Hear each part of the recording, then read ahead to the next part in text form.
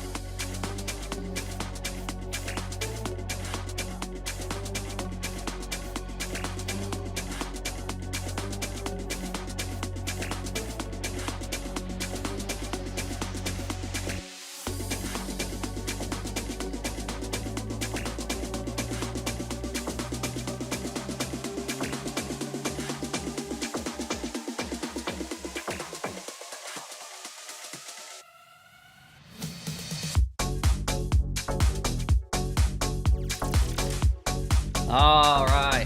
Sorry about that. Big start.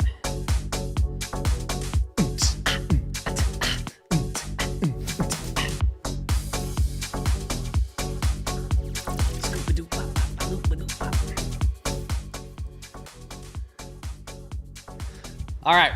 What's going on, everybody? So we got some volatility today. Don't we? Don't we got some volatility? It's great. I love it. I love it. Let me check a few things here.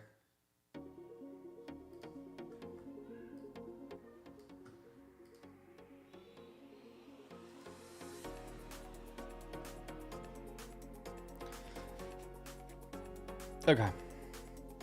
Close that down a little bit.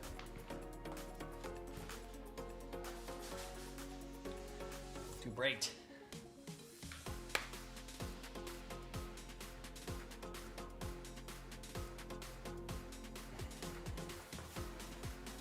Okay, let's take a look here at chats. What's going on, old Grumpy Golden, Barkster, Blue? What's up, MS? Mary? What's going on, everybody over here at YouTube? What's up, Varma? Doing the whole pour over. No, I wasn't. I was actually waiting for my wife. I was watching my son for a second here.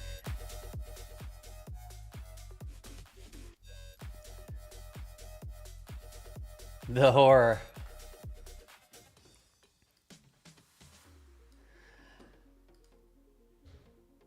What's up, Ronald, John, Mike, Stinky Man, Tommy, James, Samson, Jay, Trust Me Bro, Non, You Mental, Spy, DK, everybody. What's up, Katie? All right. So the market is, again, we're seeing a little bit of volatility, and if you're in the Discord or if you have trading ticks, you've probably been seeing this market net flow. I talk about it somewhat frequently, and this gives you just a good insight. It gives you edge, right, in the markets. It lets you know whether you should be buying the dip or you should be selling the rips, and or just staying to the side, right? And today, this red line has been floating up. Green line's been floating down. I'm actually gonna make this bigger. Red line's been floating up, kind of coming flat now, and then the green line's been going down, and we've had convergence the entire day. So this entire day, it's been kind of like one of those things where it says, hey, don't bother buying this dip right now. Now it's starting to turn a little bit gray, so we might be able to find a little bit of a base, a little bit of a bottom, but don't rule this out to turn right back red again if these lines start to diverge again.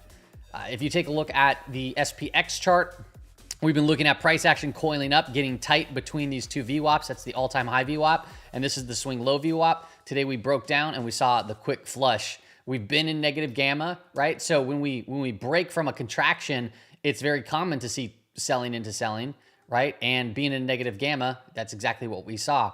We came down to 5,600, which was an interesting level. A little bit throughout the day, it started to grow in size. It was a little bit higher than that, 5,650, but now we're looking at about 5,600 down here. And then beneath us, there's not too much going on. We have about 55.75 if we want to get some continued sell side. So I'd be looking at that level if price continues to kind of slip further. But 56.50 seems to be the overall put wall, which we're about 12 points above. All right, so right here to right here is probably the low of the trading session. So if I were to just put that in,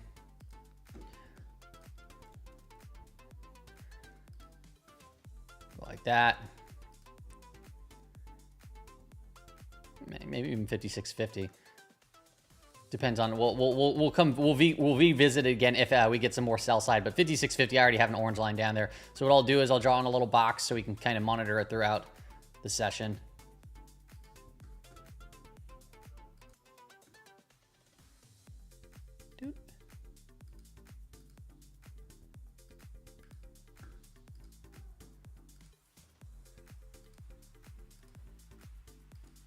That's not what I wanted. There we go. Okay. So there we go. Take a sip of my cough.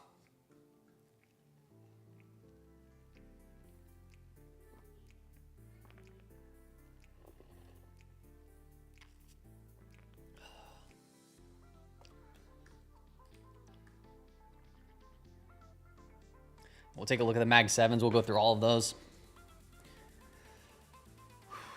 And then if you want, you can drop individual charts into the chat and we'll pull up some individual names.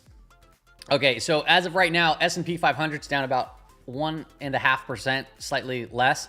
And we came into that 2 standard deviation, just about to the 2 standard deviation move. So if you think of this in terms of a distribution curve, right, this 2 sigma level over here. All right, here's your distribution curve.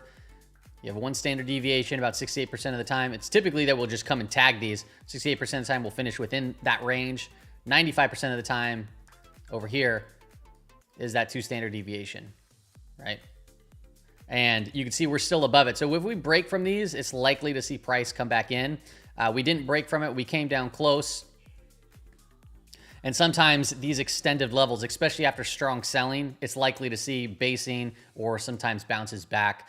What you want to confirm that with is really market net flow, and market net flow, it's just pretty bearish. Like, right, the green line has just been basically straight down all day today. So you really want to see that change. But seeing some gray here lets us know that, and even this red kind of coming off, just lets us know that the price action itself of SPY has been starting to base out, starting to breathe a little bit before obviously what can happen next. Could be potentially another move.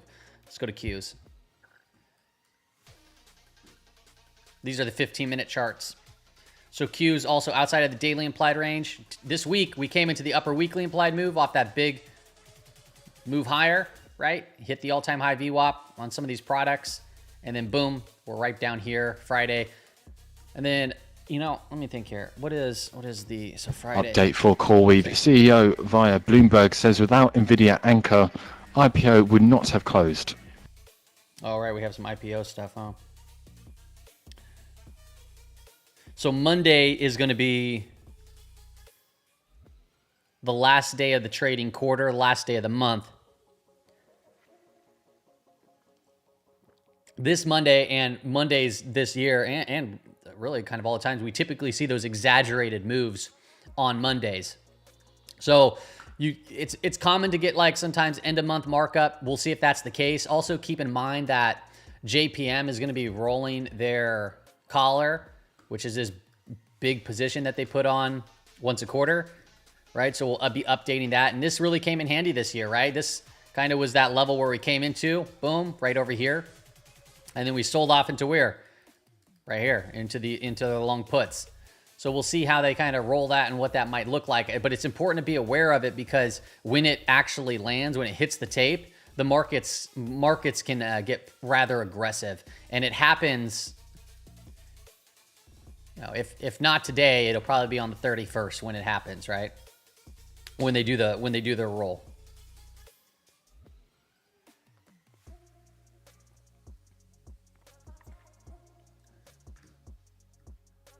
All right, I see some tickers coming into the chat here. Why is Google so weak? We'll pull up Google. Yeah, I mean Qs are down 2%, so this is all order flow today, right? This is just order flow for the day. Heat map. Looks like everything's kind of getting toasted right now. Tesla down 3%. That's really not that much for Tesla. Yeah, Google is the one that's getting hit. Meta. Palantir.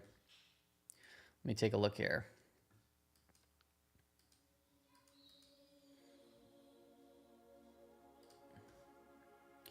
About 80 declining stocks, 21 advancing issues.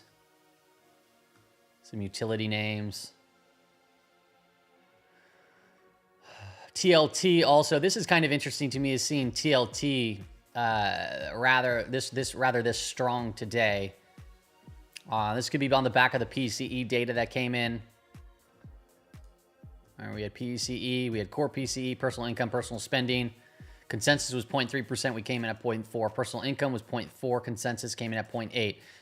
Over here at personal spending was 0.5. We came in at 0.4. So the market's digesting some, tier 1 type data.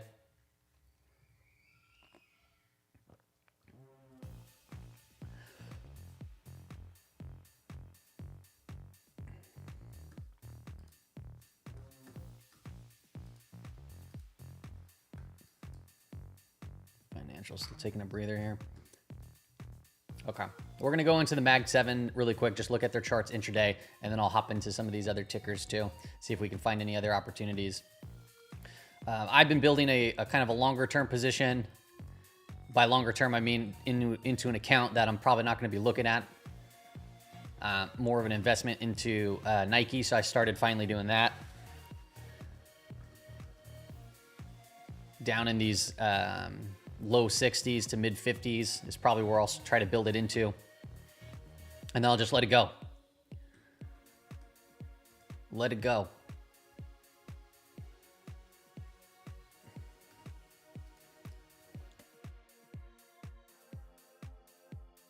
Excuse me. Okay. All right, so Apple's actually trading down in this lower vol range right now. All these names have been kind of getting crushed here today. Apple's hooked right there on the lower implied vol range, so it's right there. Okay. Microsoft, let's see what Microsoft is doing. For those who check the Microsoft's Dallas underneath Fed it. PCE, that's 3% up from the prior 2.5%.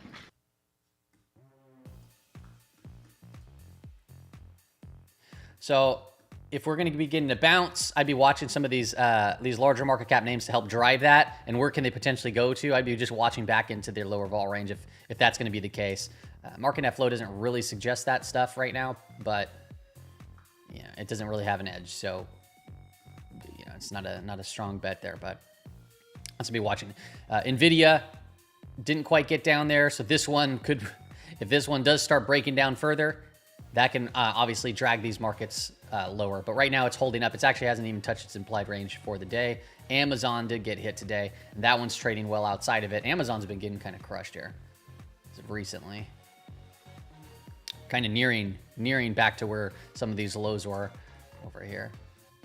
Okay, let's look at Google.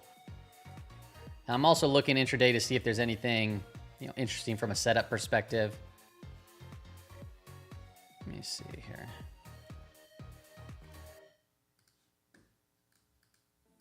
I mean, Google's fried right now. These are the type of things where I start like, when I see moves like this, I'll even look into just like doing a quick fade trade. I'll buy like a couple shares, nothing crazy. And then if it goes down a little bit further, I'll kind of just leverage in, not leverage in, but like buy into it a little bit more. I'll typically like break it up into like 3 if I can get all 3. Awesome.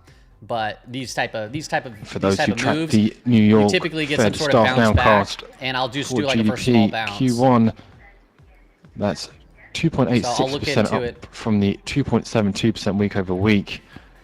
I'll look For into Q2, 2.63% down from the prior 2.64%. These guys, man. Turn this lower. That's the GDP nowcast coming in at 2.86 is what it was saying. Turn that down. It's blasting in my ear.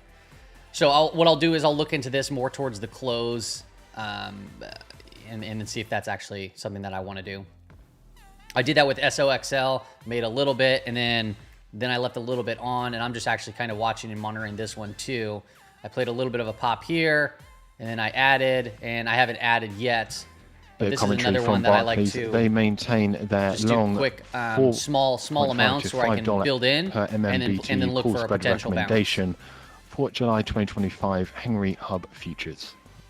But when I say small, it's like it's small positions to add juice if we get a snapback, They're not portfolio movers. Okay, let me see here. Let's go Tesla and Meta.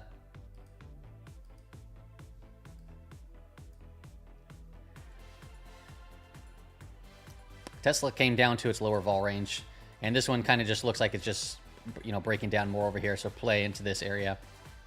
Nothing that I would be buying this dip on right now. And then Meta, same thing. It's just doodling around its lower vol range right here.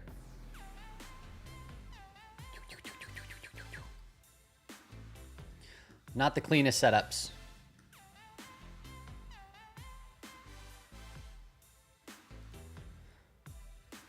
If Q's wants to break further, this might be a complete round trip where we go from upper expected move down to lower expected move. That's looks like it might be in the cards actually. That's pretty wild. That'd be a pretty big move down. That's going to require Nvidia to do that break.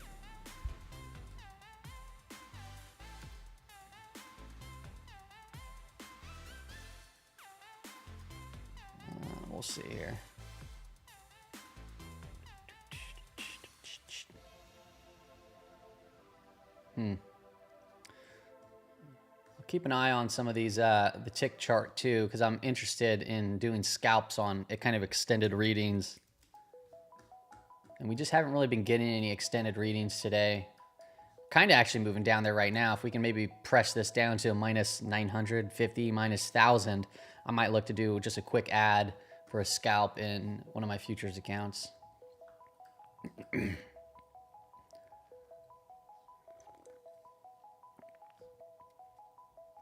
That hasn't been the thing.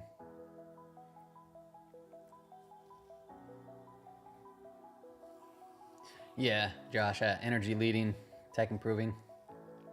Yeah, if energy leads the way, just from a relative standpoint, it's never been a good situation for the S&P 500. But year to date, they've been the top performer. AES is a long for you.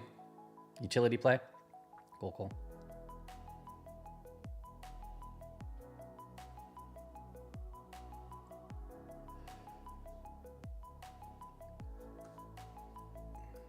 Yeah, I don't really overthink these type of days, really, right? So we've been, just so everyone knows too, we've been in negative gamma now for, I mean, shoot, 20 trading days. So if you've been struggling in this environment, just wait until the environment changes back and people forget, like 20 days ago, like it was a completely different world here. But if you go to the time series over here, all these blue bars is since negative gamma. We literally 1, 2, 3, 4, 5, 6, 7, 8, 9, 10, 11, 12, 13, 14, 15, 16, 17, 18, 19, 20, 21, 22, 23, 24, 25, 20. So 26 trading days in negative gamma. So this is where volatility rises. This is typically better for, more active traders. And then swing traders, which, I'm in that United States Investing Championship. I don't really compete, but I just kind of, so I can get verified so people can see that I'm a verified, actually trading. And he wrote, like, in the message, he was like, yes, traders are really struggling here, blah, blah, blah. It's like, it's because they're all swing traders for the most part. The majority of them are swing traders. And for the last month, we've been negative gamma. And if you don't understand that, you can't really adjust anything. Right? It makes it significantly difficult if you don't understand the conditions. And when we're in these conditions, it's just not that great for swing trading. Like, you'll find some. That's why the only reason, that's why I said, oh yeah, like I'll look at like Google, right? When it's like, when we're extended in these levels, and I'll look into the close to play a quick bounce. Like, that's just a different type of trade. That's not like my typical type of setups, right? Or I'll look at like Tesla, right? I traded Tesla, TSLL. I use that, but only on the sell-off portion of it, where it's very extended, and I start slow and I'll build into a little bit, and then I'll sell into the bounce. Like, it's pretty much, that's all, like, to the extent. And I don't go like all in. I have to allow space to build. So that's kind of what I'm looking at. So you do have to adjust. You have to change.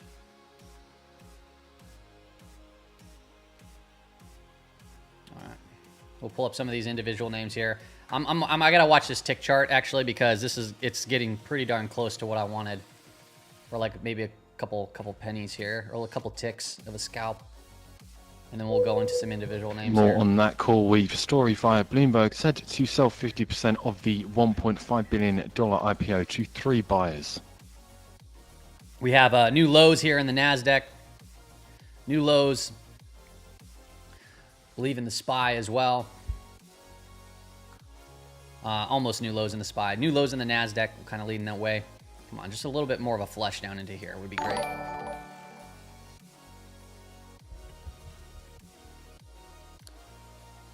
Thanks for subbing to the channel there, Leon. Lion. Give me the flush. Give me the flush.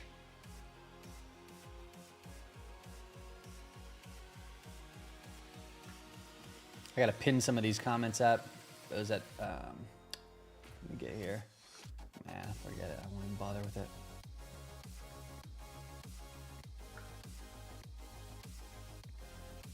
Right now, I got the tick chart on my screen right now. What I've been watching for is these extendas, maybe down to minus 1,000, minus 950 in this range. Sometimes it opens up good opportunities to do a quick couple tick scalp. And seeing as that we've already sold off pretty hard, that's kind of, my...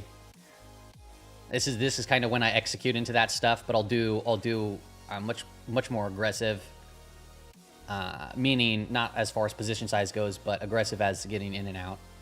You just kind of got to wait it out.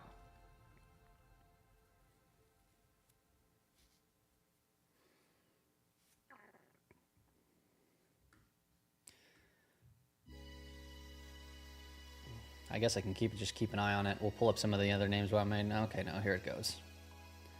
Come on. A little bit more, a little bit more.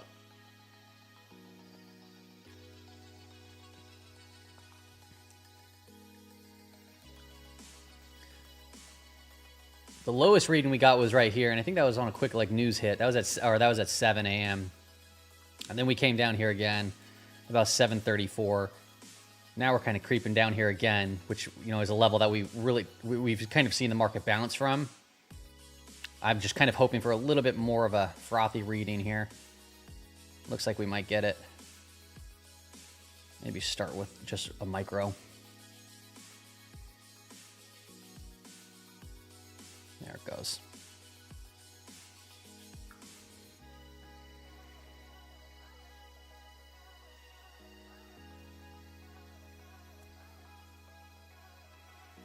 Okay, I'm going to go ahead and just kill that one micro. Just a quick, so that right there, for those, I don't have the chart of NQ on my screen. That's what I traded. MNQ, I didn't trade that, NQ. But what I've been noticing here today, at least, is the tick chart's been coming down here and getting a little extended. Only a couple of times into and around the 850 to 1,000, 950 range. So as it came down into this area, the tick chart, this is kind of areas where we've been seeing bounces. So that kind of gave me that a little bit of an insight after a strong sell-off to maybe just do a quick scalp there for a few points on micro. Okay, nothing crazy. I'm not buying and holding it and hoping that the market comes back to break even. It was literally just a quick scalp. We're gonna go ahead now and look at some of these daily charts for some of the names that people are bringing up. Okay. So if you want, if you've already typed it in the chat, that's fine. If you want us to bring up some more additional ones, then let me know. We're going to start with XYZ because that looks like the first one that came up.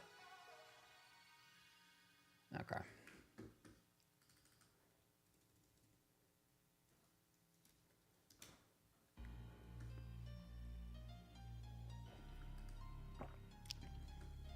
Yeah. I'm going to try to go through these fairly quick because we do sometimes get quite a bit of them in here. I'm just not a fan of the look of this chart right now, right? So if I'm not a fan of it on the daily time frame, what I like to do, right, if we're playing for fades and bounces, I want to go into the smaller time frame, and then you can start structuring things from here. So right now, right, this is a pretty significant sell-off these last 4 days. So yeah, it's probably likely to get some sort of a bounce. We have an RSI that's, you know, rather frothy to the downside. So to see a bounce, but if you get into these type of things, the way that I approach it is I start pretty darn small. And then if we get a gap down, right, I'll give it maybe 5 minutes into the morning the next day. And if we can get back above the opening range high in the 5 minutes, maybe I'll add a little bit more and see what it does. And if it comes down, then it is what it is. I even get sometimes intricate and I'll scale them in from the lower daily vol ranges. So for example, say if I traded this on this day, I would have bought a little bit down here into and around the close. And then this day I probably would have bought a little bit more. And then this day I'd be looking to do here. If I was to do kind of a 3-layered structure there. And then my average would be, you know, right in and around this range, and I'd be looking for the bounce. But right now, I didn't do that. So now, what would I do? I would say if it comes down into these lower areas after already selling off like this, maybe I'd structure some sort of trade like that. But, you know, it's when I approach this, like, so for example, like my portfolio was slightly up on the day. It's probably, I haven't checked it now, could be slightly down, but it's outperforming the S&P 500 by a wide margin today. Even though that it might be down. And that's because I'm not going heavy on this one position. I'm taking it somewhat easy after we ran into this week's expected move. Because I don't know what's going to happen. So you just got to do what you know best. Now, if the market kept ripping after Monday and kept on going higher and higher, I would have been left somewhat in the dust. I would have caught some of the run, but the S&P 500 would have been outperforming me to the upside. So now I'm just kind of being patient and waiting. And when I see things like this, yeah, like these are some of the type of setups that I might do. I personally kind of like the ETF style. Now, if you're looking at this from a longer term perspective, right? I mean, it just doesn't, it's not a good looking chart right now, right? Perhaps maybe one day that this could turn into a longer accumulation pattern. Maybe we come down, we come up, and it just takes, a year or something, who knows, and finally gets back above these 40-week, 30-week moving averages, and we move into a markup phase. Just not there yet.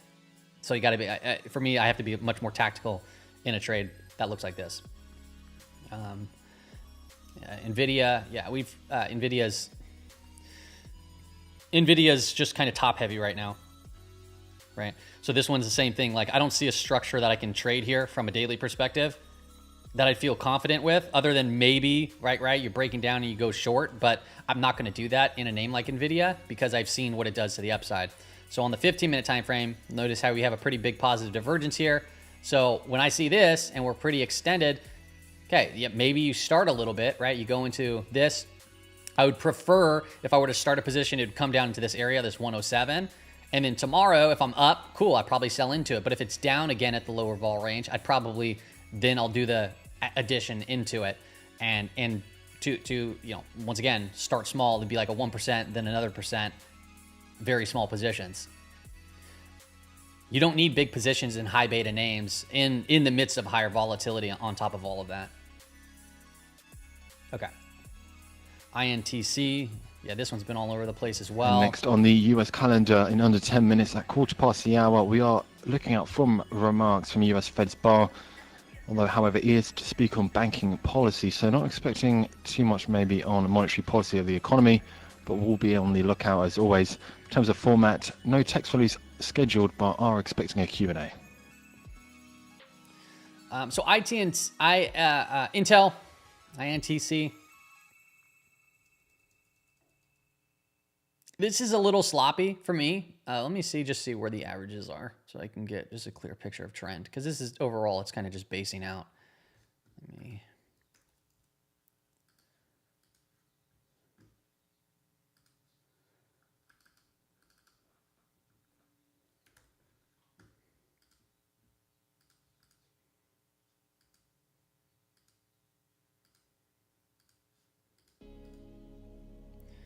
Yeah, so give 52, just give an idea. We're at an interesting time here for Intel, actually. So its price has been going sideways. That's, fine. It's sold off an absolute crud ton, right? This thing has been absolutely just brutalized. Now we're starting to flatten out a little bit. And on these up moves right here, we're seeing some strong volume. And then it kind of sold off. It kind of tested down here, but on lighter volume. That's not necessarily a bearish thing. I actually prefer seeing that type of stuff, especially on like trend breaks. And then we saw this big move up on good volume, and now price is pulling back in again with declining volume. So overall, I mean, it's not a bad structure as terms of volume goes and a potential base. So maybe perhaps if we start breaking back up through these levels as 26, kind of 27, 28 kind of range in here, right? So if we come up like this and start breaking out, and then maybe the 200-day starts to, flatten out a bit here, that'd be a good sign because the 50-day is turning up. So that's a positive sign from a medium-term perspective. But you got the larger trend, this 200-day, it is still sloping down. So the average is still, you'd be swimming against the current, so to speak, the larger current. You have a small, current underneath you. That's helpful. But the larger current, that 200-day is hurting you. So I think that this one should be on the radar. I think it's good. Even if it comes down here, right, we'll see, see where it goes even from that point. But you want to see this start to flatten out. And, if you go back 200 bars, where is that? Right here. So basically, the 200-day is averaging this data, all the closes, and it's averaging it right to here. Right? So if we can at least hold, around here and then slightly above, once we're going to start losing this data, right? So it's going to keep on, it's going to lose that, which is helping calculate it up, right? But if we start losing that data, it's going to still pull in, and it could be a while before, we start to change. So maybe, a couple of months, maybe, where we start taking out this data. If we can hold up in these ranges, that's going to look a lot better. It's going to look a lot better for this 200-day moving average here for Intel. Merck. Yeah, so another one that I'm just like these charts. So if you believe in the company long term, it's a different story than setting up a trade for a quick trade here. I don't like it on the daily time frame. On the 15-minute time frame, so these are those kind of bounces that I'm talking about, right? Where you see this was kind of a positive divergence, sort of, but you get this pretty strong sell-off and you get a bounce back. So this is, you know, a good example of that. But where are we bouncing into? A declining 5-day moving average, right? So it still has to prove itself, right? Even if it comes up more, right? This is going to have to flatten out and turn up as far as the short-term trend. So I don't see a trade at this current moment with that. If we're going to get continued press higher, then I'd be looking at this point of control up at around 95, because that's where you also had all this price action trade, and that's where we also happen to break down on the shorter time frame. That's a 15-minute chart. Okay, so 95 would be right kind of back into this area if we can get up there.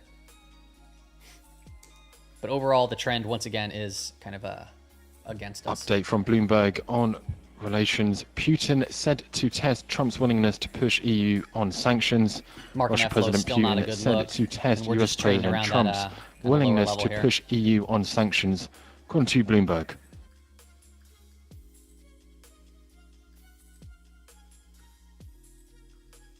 Okay. Trade desk.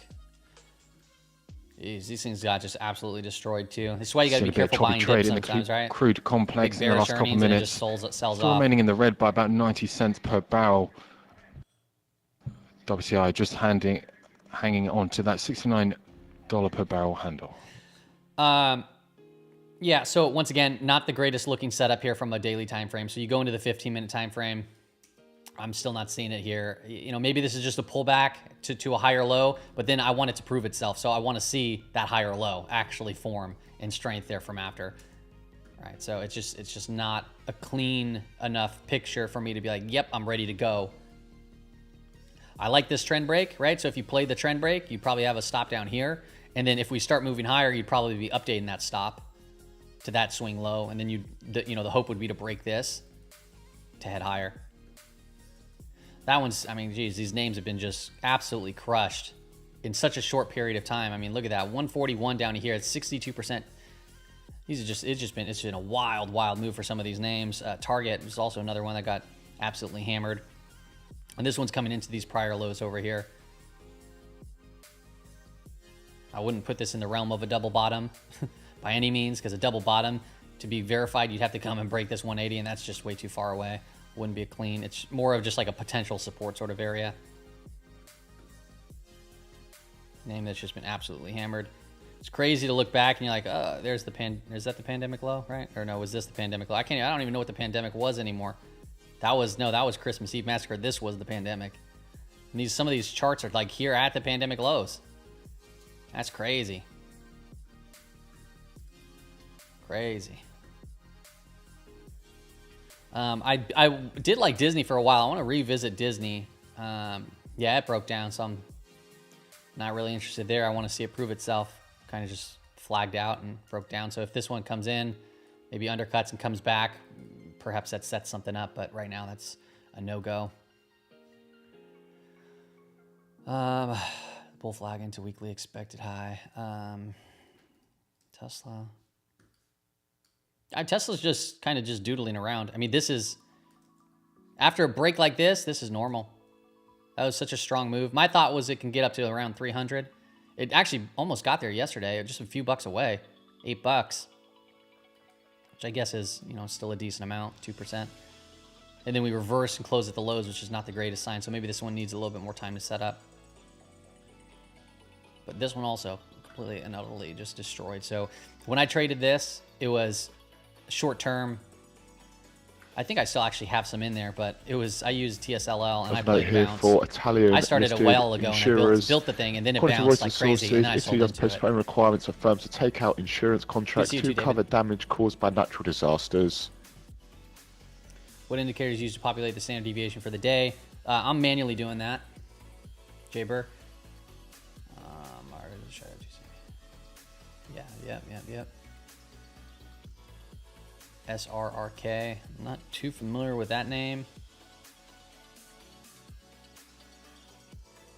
Scholar Rock Holding.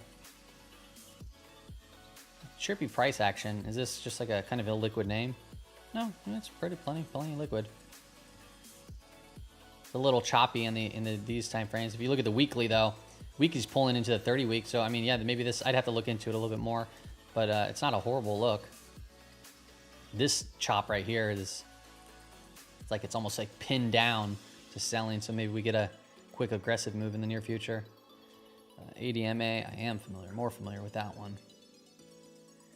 Yeah, this one looks pretty decent, right? This just kind of consolidating sideways after a nice run up in bullish context.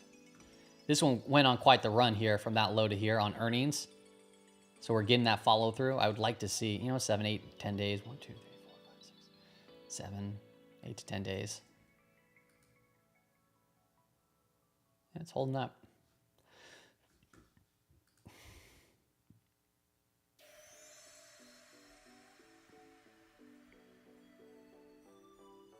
You have Nike for the long term. Yeah, so Nike, where's Nike today? So I started building into it. And today I got a little bit more down here because we broke from the vol range today. So I'm interested in Nike on the selling. Like this selling after this, it does not bother me at all. And the reason why it doesn't bother me is because it's going into an account that I'm not going to be looking at. Like this is like an account that's probably going to be there for 10, 15 years. It's like, it's really not going to be a big deal. So I'm just doing small amounts, building into this. And the Nike position, right, for those that maybe have not seen the post on YouTube, we're kind of approaching the VWAP from the financial crisis lows. That's why it was interested to me. And it's also in confluence with the pandemic lows, which is down here at about 60. So if I anchor from the financial crisis low, it thing comes all the way up like to and about like right here, about the same thing. So we still got like $3, $4 of dropping. And even if it undercuts to the mid 50s, that's probably where my positions are going to be built right through here. And then I'm just going to let it go, right? Like if something crazy happens, I might look to scale it more. But right now that's kind of the thought process there. And then just letting it go.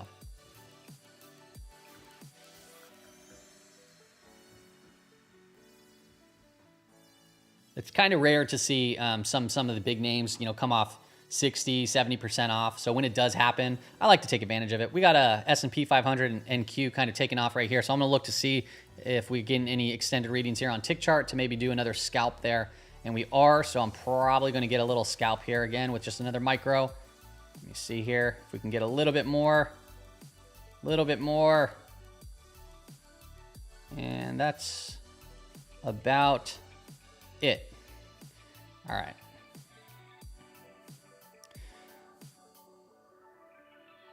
So when we get these extended readings, I like to just take quick little scalps for a couple of points. Let's get a little bit. Come on, man. That'd be cool if we just get like a much more aggressive one, but we'll see here if I can get it. All right. Come on, just give me the 1,000. A little bit more. A little bit more. All right.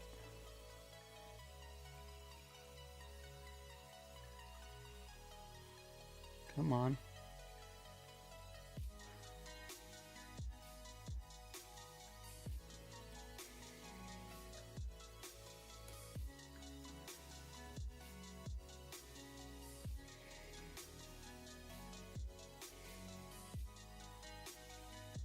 Well, I have one micro. I was thinking maybe I can get a couple in there.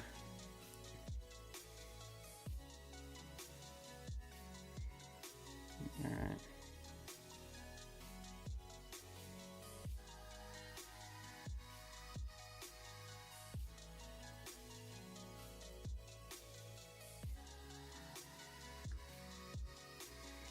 $56.75 is not too far away for the S&P 500. That's the 0 date level. I'm gonna come back to the tick chart in a moment. See if I can get this. 5,600 is the main put wall. So seeing a bounce back up 7 points in the S&P 500 seems likely at some point if this type of structure holds. Right now we have some pretty decent sell side coming through here. We're underneath the 2 standard deviation move now. This is where I like to get in play some of these little shorter term bounces. So I want to go back over to the tick chart. and see here if I can get actually a position on that's more than 1 micro. It's like moves like $7. Give me a moment.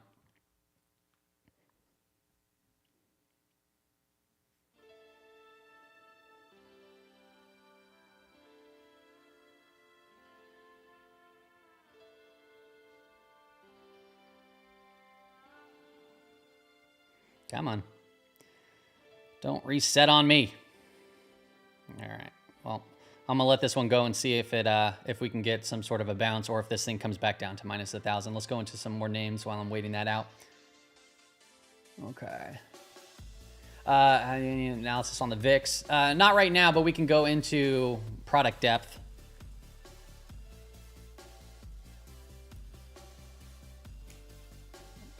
And you can see that we're kind of moving back into backwardation.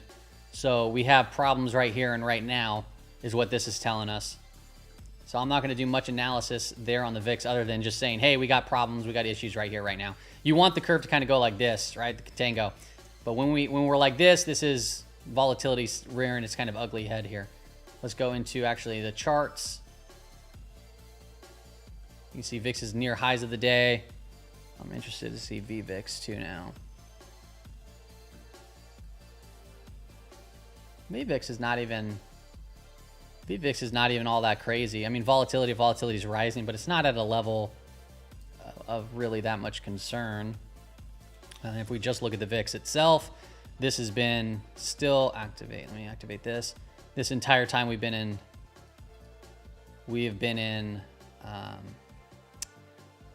negative gamma for the length of this time, which has been a while. So all these gray shaded boxes on the VIX highlight the times that we've been in negative gamma when we got in it and when we got out. You can see every time we fall into negative gamma, we've seen pops in the VIX. Okay.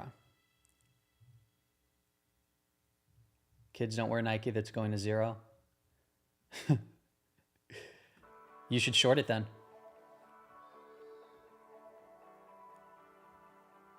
Yeah, I don't really care about all the PEs and stuff. Nike, I 100% believe Nike's going to be back at $100 at some point, maybe even higher. 100 to 150.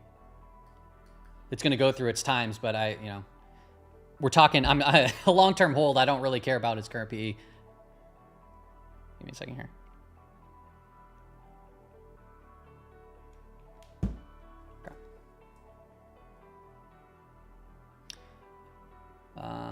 Dark pool data came in on Bollinger Bands.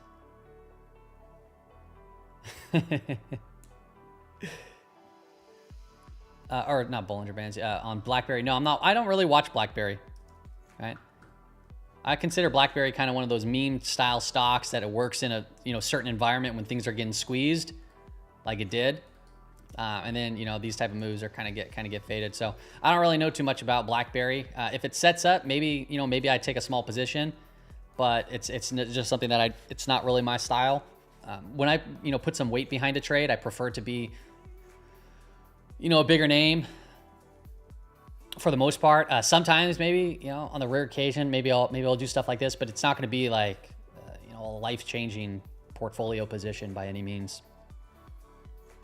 All right, let me go back to the tick chart, and I kind of want to keep an eye on this to see if I can get the scale more than a micro. That's not giving it to me yet.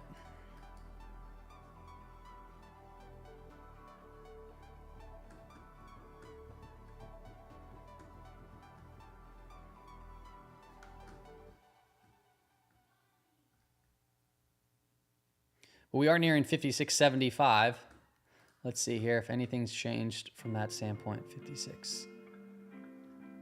Sorry, 56. Sorry, why did I say 56.75? I had that written wrong. 55.75. I wrote it wrong.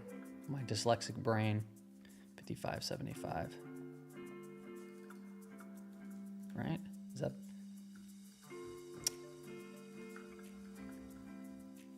$5,600. That's shrunk so much in size. 55.90. That's where we're at right now. It's 55.90 right over here. 55.80. Slightly higher. Okay, so I just messed up. 55.80. I guess I'll just put that there. I don't find this one to be that necessary, to be quite honest, because there's so much attention here at 5,600. So my thought is that 5,600 is probably going to come into play. This looks pretty bad though. When you have market net flow kind of just ripping up to the upside like this, the red line. I just want tick chart to come down, back down to here, and then I'll go.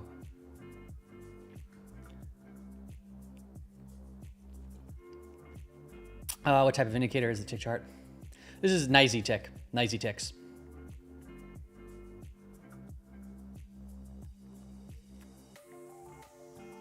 I use it to sometimes scalp, a couple of points here and there. So I got 1 micro on when we got down here into the minus 900 range. It hasn't even moved. Like minus $5. I was hoping to build into the position a little bit, but didn't quite get it. All right, we'll pull up some other names. Maybe something happens here. Under Armour, nice. Which one's that? UA or is it UAA? UA, right? Under Armour. They're like A class, C class, something like that.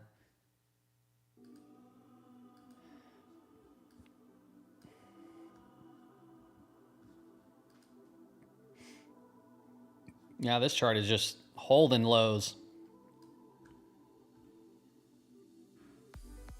It's a big brand. Yeah, I don't know. Yeah, maybe this one turns around too. Perhaps. I don't know if I feel comfortable because I'm not too familiar with Under Armour.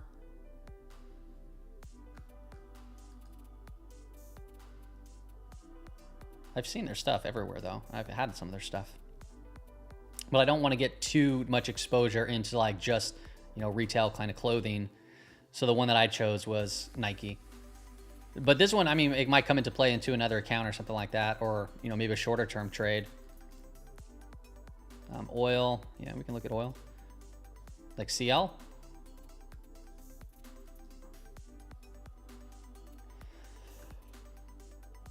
Keep an eye on it. Yeah. I'm sure. I mean, yeah, the thing, I'll definitely keep an eye on it. I'll be alerted when we start to see price move. That's for sure.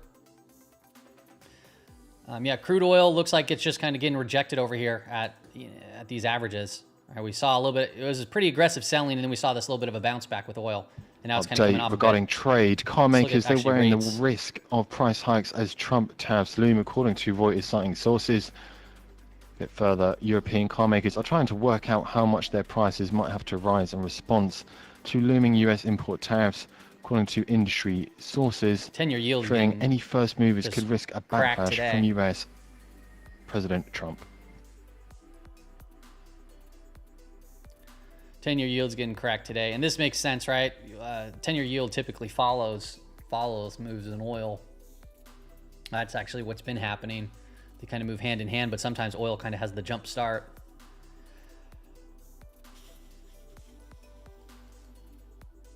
I'm hesitant to trade energy names. They're doing great this year. If I just look at XLE, it's kind of coming in a little bit, but overall it's been kind of, I mean, really it's doing good this year, but it's been choppy, very choppy. So there's really no clear trend for me on a name like that, or on a sector like that. And as far as oil goes, we're flat on the year basically. Update regarding robo-taxi names. Beidou's Apollo to start autonomous robo-taxis in Dubai. Beidou's Apollo to start autonomous robo-taxis in Dubai. According to Bloomberg, would be of note for the likes of Tesla. Potentially of note for Waymo's Google. I'm a fan of Uber. I like it. It's obviously, once again, very volatile. It's been holding up rather well in this market volatility, which is a good sign. I tried to trade it throughout here, and then I got shaken up within this volatility before it took off. And now we're getting a little bit of a pullback after this kind of breakout. So I think that there's opportunity here, but it's gonna, if the market, gets hit or continues to get hit, sometimes it does have its effect on names, right? It kind of just follows that flow. Let me go check. I gotta just keep an eye on this tick chart here. So I was interested in doing this, but it doesn't look like it's really gonna allow me to do it. Oh man, okay, it did come back down in here. Well, I missed that. All right, well, it's not moving much for me. So I'm about to just take off my little position here in 3, 2, and 1. So I'm just got a little, I got like maybe like, I got basically nothing. I'll just call that a flat trade, unless you really want to know that I made a couple of dollars on it. I didn't get the ability to do much there. Okay, let me go back to these names.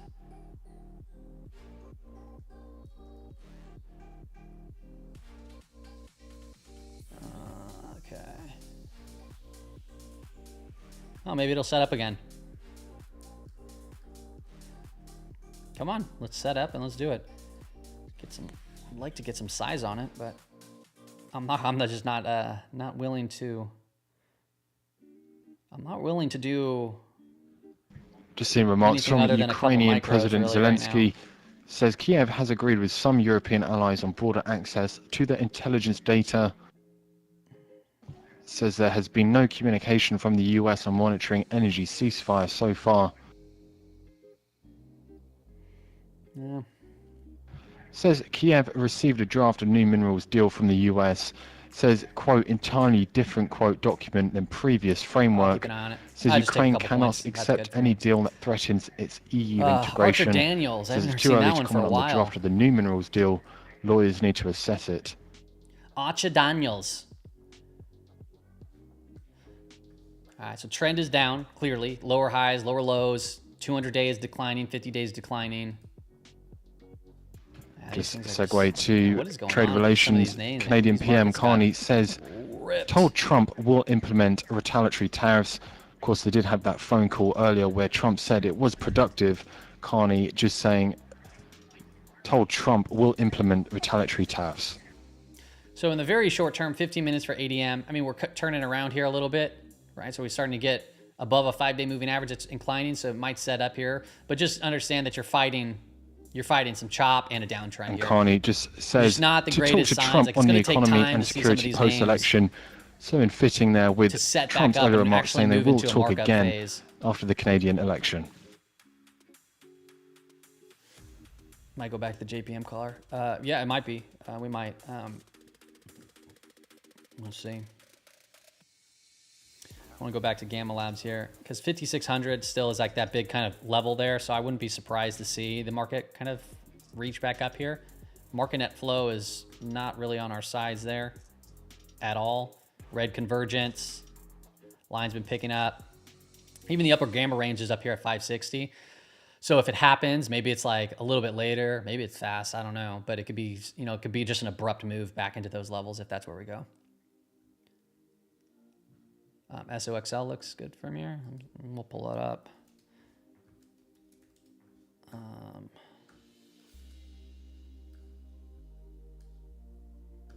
Yeah, this is typically where I look to try to scale. I already have a little position built in. If come Monday, you know, we hit the lower vol range again, I'll probably add to that and then try to get a bounce after what we've been seeing for this selling.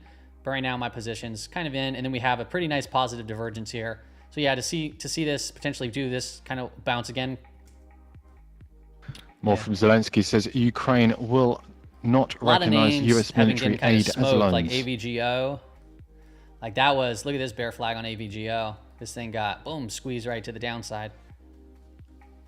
So that's, you know, these names are really getting hit here. This Nvidia had some news that really helped drive that selling. Same thing right over here.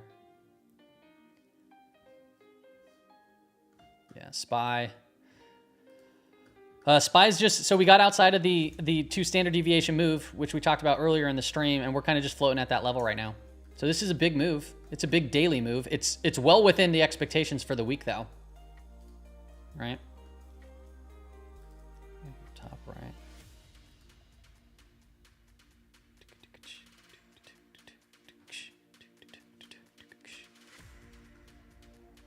Try ONC. What's that?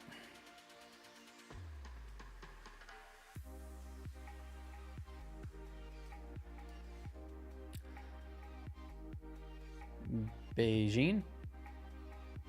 Not too familiar with what this is, but I mean, it doesn't look all too bad. I'm assuming this is like a newer name.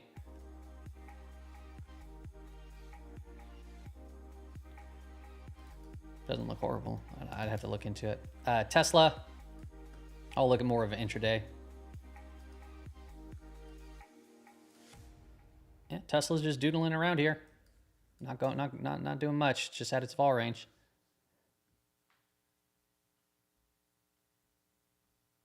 Let me see here. I gotta check a couple of stuff.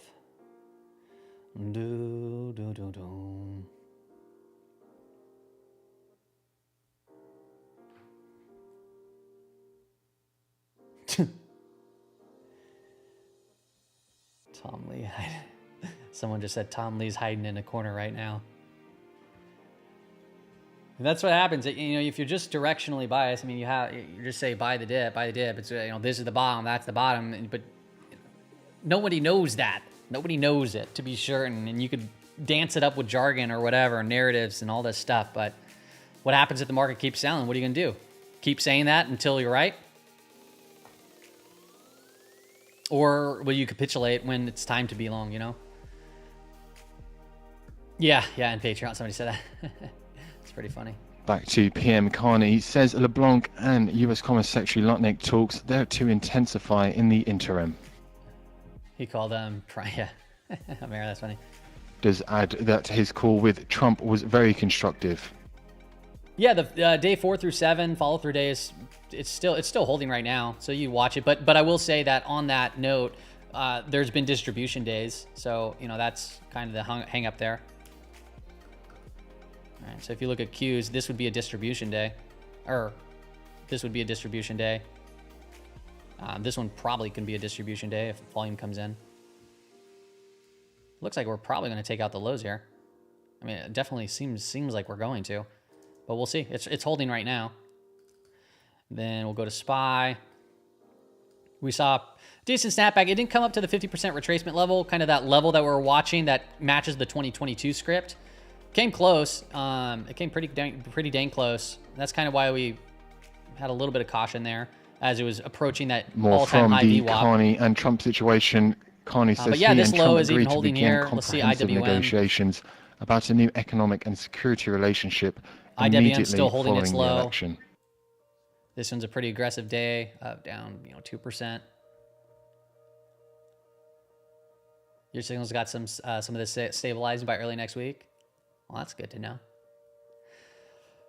I wouldn't be shocked. That's why I'm not really too, like, a lot of the times, like, if we're going to get the market to move up, like, for example, if we get, like, a quarter-end markup or whatever, I don't know if that's going to happen. But remember, even seasonality suggests that the SPY makes a new low. It suggests that it already made the new low, but, you know, it's seasonality. It's based off of something that's already happened. A moment here. I got to... Okay.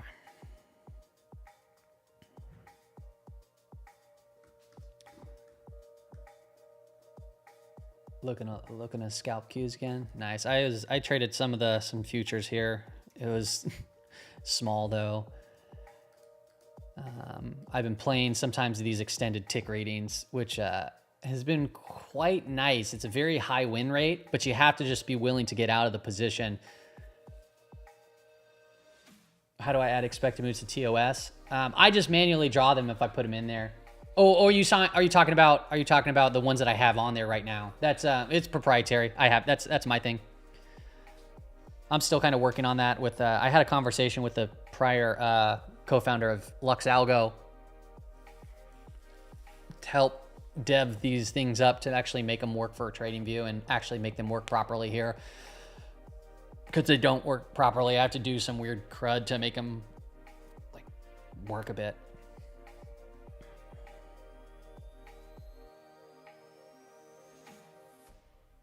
End of March is beginning of April, usually bullish. Yeah, typically towards the end of the March, you get some bullish seasonality. We haven't got that yet. We're at the end of March. Yeah, the tariff stuff. Yeah, Direwolf. Yeah, the tariff stuff is really, really driving this uncertainty in the market. There's all types of uncertainty. And then that's, you know, you run the risk of, a tweet that comes out. This is just the Trump market. This is what happened. I mean, this is go back to 2017. This is quite normal stuff if you just look in terms of what happened in the past. Like you get these news bombs that hit the tape, and it's like, oh, here we go, and here you go, right? Even if you ignore that and you don't know even what the president's saying or who he is or anything, you can just look at gamma, right? And we've been now in negative gamma since when? What was the date that we actually crossed under it? It was the greatest sign to just take your foot off the gas. Let me see here. We're actually getting a little bit of, okay. What was the date? Yeah, 221. So we go into SPY and we look at 221.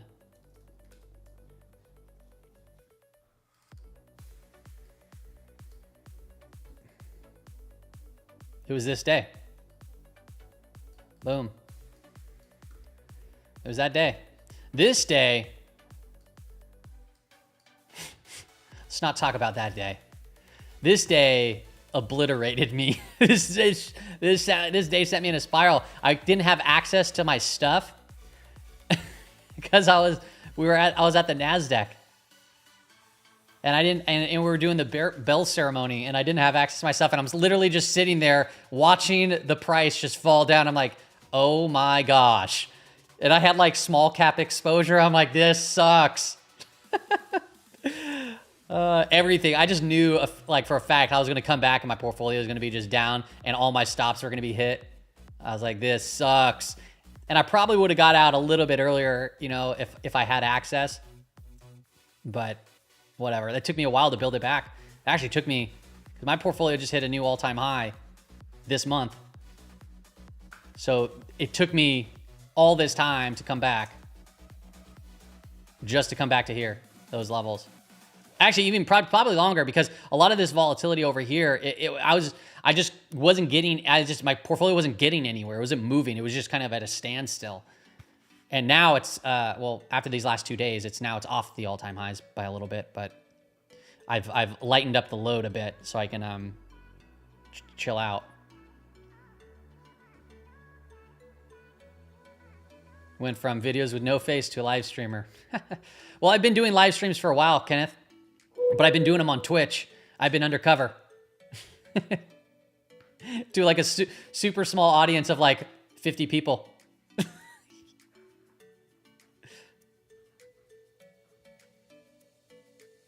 And I just now brought it back to YouTube. No, I was not bearish with puts. I actually have not shorted anything in that portfolio other than miners one time or two times. Java. I've been long. It's a long only account. So I've been literally protective. And then when an opportunity came up, like some of these like exaggerated moves, I do fade trades, playing a little bit differently in negative gamma, right?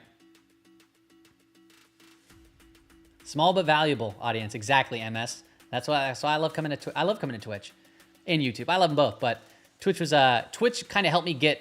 So Twitch, if for those that don't know, like why would you do Twitch? Well, because Twitch personally reached out to me and helped me get all my streaming gear and set it up and walk me through everything. They're the only ones that did that. So everything was covered by Twitch in order to bring me to a live platform. That was the only way I was going to be able to do it, because I didn't know how to do all this stuff. There's so much stuff. And they gave me a personal account manager. They brought me into their Discord. And, a couple other people that were new that they wanted to teach how to stream for whatever internal corporate thing that they were doing. And then they said, here you go. They set me all up. So it was pretty cool. I had a community manager on Twitch, yeah. Well, I probably still do. I just, we parted ways after our 3 months. We didn't necessarily, but our thing was, we're going to work together for 3 months, and then our 3 months passed. Energy update, cool, according to Reuters, programs being cited, says supply of 5 North Sea crude oil grades underpinning dated I'm on Brent Twitch too. Twitch and YouTube. benchmark to average 587,000 barrels per day in May. That'd be up from the 560,000 in April.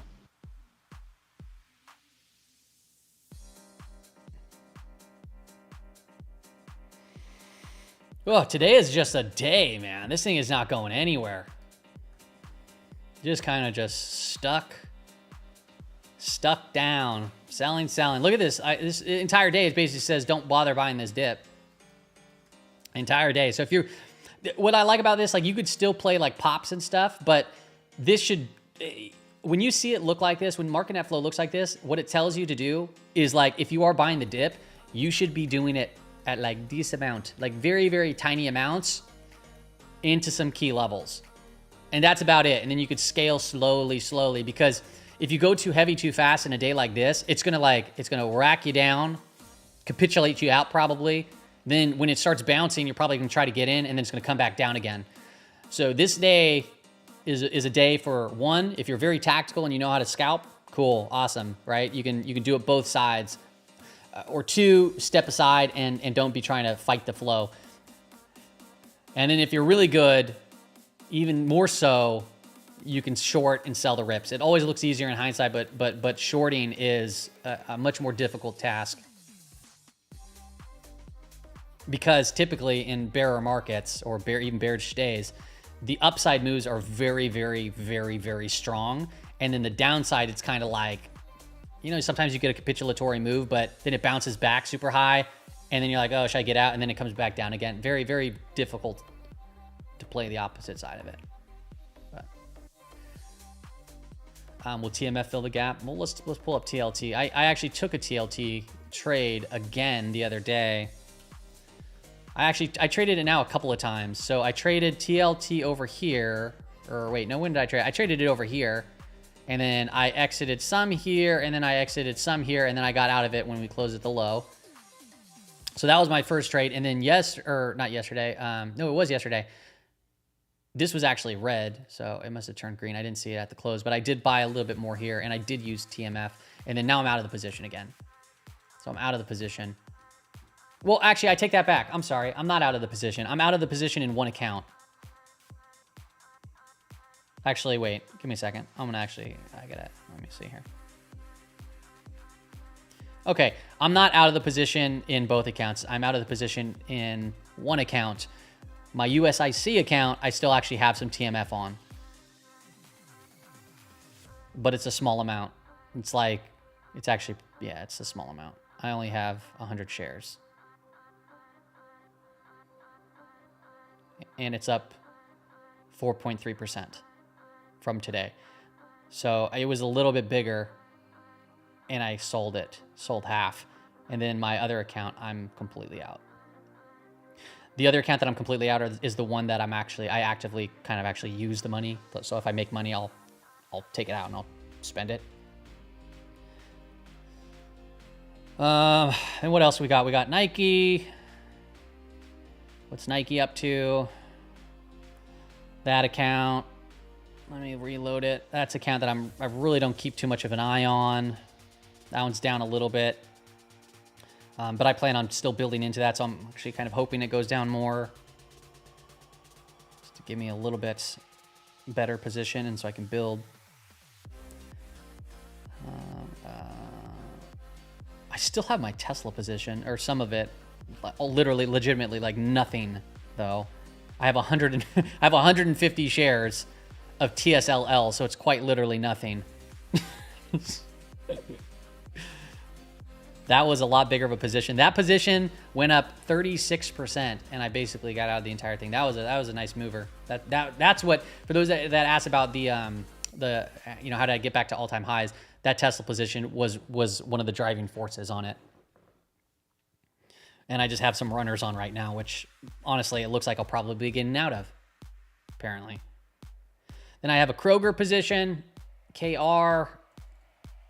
Kroger. This is a shorter term. This is during the midst of all the volatility, right? This was, I think, the last trade idea that I posted up, and the reason why, other than this is the last one that I posted, because in negative gamma, I don't really post much more, that many trade ideas, right? I try to look for some turns and so forth, but this one's been holding up well, so I figured play the little pivot, have a stop down here. I might move it up and then try to get up here, maybe more. It's been holding up all year, just to have a little bit more exposure and stuff that's working, I guess,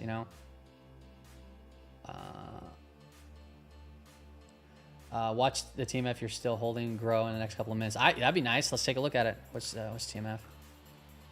I'm all for that. Although it might come to the expense of having my other positions get hit. Steve, if we have like a kind of a flight to safety in TMF, my other positions might get hit, but who knows? Yeah, this actually, yeah, you're right. It does look pretty good. We have a kind of this turning around here. This is a TMF. It's outside of its upper vol range. We came back into it today, and we've succeeded to come back out. Tesla down about 3%. This is just doodling here. Let me take a look at some of these future markets here. Yeah, a lot of doodles. Still not a great looking market net flow. So you want to look at what's kind of working. We're just doodling at that 2 standard deviation move here for SPY as well. Big moves today. What a way to end the week. You know what's funny, actually? I guess it's not coming funny. Coming up at the top of the hour, in just under 10 minutes, we are looking out for the weekly Baker Hughes oil rig count. Previously was 486, gas rig count 102, total rig count 593. So it's like we're almost back to it. So notice how, like, for a while, the Fridays for 2025 were actually not that great. They were actually pretty much distribution days. Let's see here. How many of these were? So this Friday of this week, right? Or this first week right there. So this one, there was at least the last day of the week. So we'll call it a Friday. I think it was a Friday. This was a down day on a Friday. This was a big down day on a Friday. This was a big down day on a Friday. This was a down day. It wasn't big. This was a big down day on a Friday.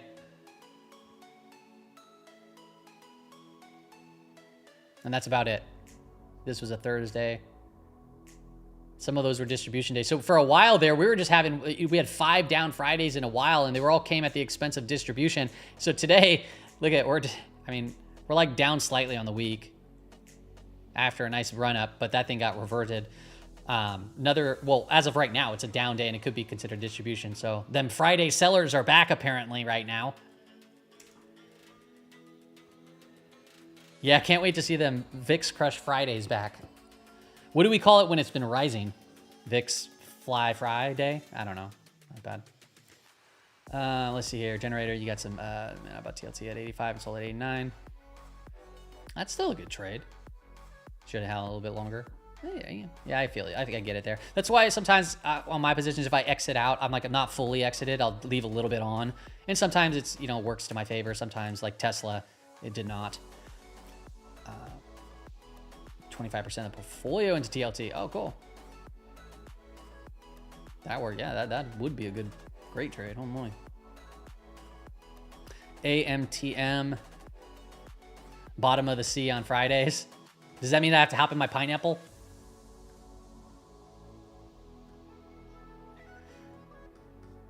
Gotta be in the pineapple. Pineapple time.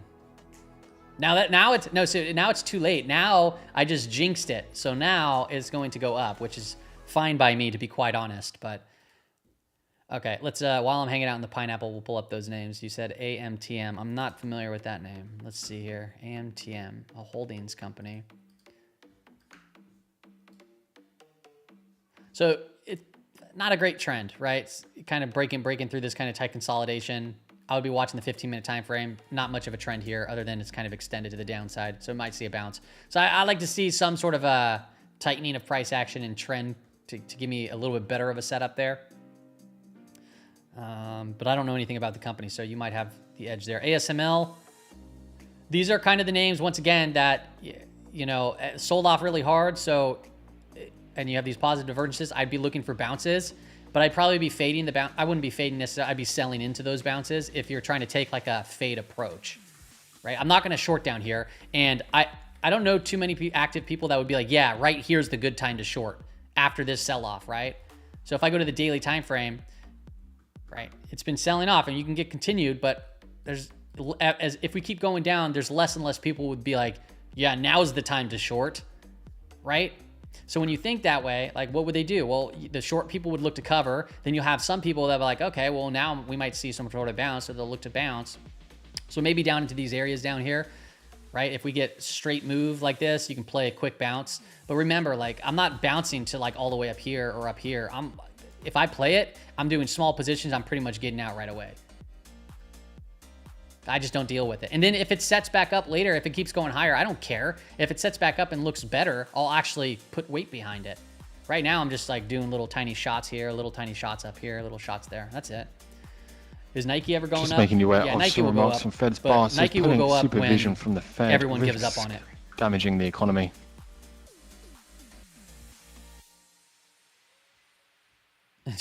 Scalp down to 50. 50. Wait, what do you mean the 50 EMA? Like on what? If it's scalping, which 50 on the daily? Are you talking about like an intraday? Scalping you can do. Yeah, scalping's quick. If you can scalp like that, it doesn't. You're looking at whatever the trend is on that time frame, and you can do quick moves, like even little pops and then drops. But when I'm looking at the daily time frame, that's what I'm talking about. The background news is coming from Thinkorswim. So if you have Thinkorswim, they have you can go into the chat rooms, and you could go into global news and turn on listen, and it's a free news stream. It sometimes gets very obnoxious and annoying, to be quite honest. Okay, let me go back to my gamma levels. Still think we're going back to 5,600. It's not a clean setup though, not a good clean trade, but 5,600 is this little level right here. It's like this big old stick that's right on my screen. It's about 6.5 points higher. Market net flow still looks like crud. Maybe if we turn gray, that tells us that the market is not moving with market net flow. And that could be our sign that we go back to 5,600. SPY's down 1.75% on the day. We're underneath the 2 standard deviation move. 95% of the time, we finish back above within that 2 standard deviation range, and we're just kind of doodling there. Not a clean setup. Not clean, right? Not clean. Have I swung trade? Yeah, I did so swing, as far as swing trades go, the style of my swing trade changes a little bit in terms of higher volatility. I sometimes look to fade things. So I did fade Tesla. Tesla's move from being sold. So I played a little bit of Tesla. That was, I played their bounce there, and I'm pretty much out of the position now. I have a little bit on, so that's one of my, I guess, swing trades that I held on for a couple of days, few trading days. Actually, I can tell you exactly how long. I posted it in the Discord of when I actually started the position. On 310, I started that position. So it was a bit ago, but it was really tiny. And then I started building, and I sold some of it, right? Sold some of it, and then I got back. I got some back in. So it was a lot of trading around. And then on that big pop, that 2-day pop, I sold basically everything into it. All right, let me pull up the tick chart here because we're getting some action. I'm gonna see if I can set up a potential scalp in the futures. Here we go. Update regarding that CoreWeave IPO. Shares now indicated to open at $40 in the debut. That's versus the IPO price. So William O'Neill bottom strategy, has it been invalidated yet? It will be if the low is taken out. So right now it's just holding, but I will say that there's already been distribution days, which are already a big warning sign. And for me, we're back below the 5-day moving average, and we're still in negative gamma. So it wasn't like that strong yet of a signal. So when you kind of put everything together, we are still holding the lows, but it's, as far as market conditions go, for me, it's my strategy changes in these type of conditions. So I'm more of like foot off the gas, and then I'll play smaller positions, like fade some various names that have been going crazy. And then names that have set up that look really good, I'll try, but it's going to be a smaller size position. It's not going to be a big position. Generator, new low. That's funny. Do you use 1-hour charts to swing trade? I typically, on my swing trades, I'll pay attention. I'll look for the setups on the daily time frame, and then I'll pretty much execute on like the 15-minute chart. I don't mind 1-hour charts. I really don't care, but most of it's all set up as far as risk goes, typically from the day. But that's also when we're in positive gamma, when we're above these rising 5-day moving averages, when things are better. Now it's like it's just a whole different, it's just a whole different strategy, whole different Update from position the sizing S&P strategy. Global Mobility. They note March Execution 2025 strategy. US auto sales estimated to translate to an estimated sale pace of 16.3 million units. So if I can make some in this high volatility, cool. But I'm not trying to play both sides really. I'm not trying to like catch a huge short. Like I just don't care about that.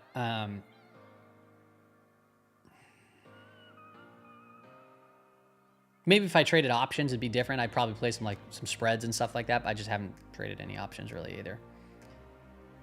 So I've pretty much all been long this entire year, just long. I shorted miners. I'm pretty comfortable shorting miners because there's something specific I look for when I do that.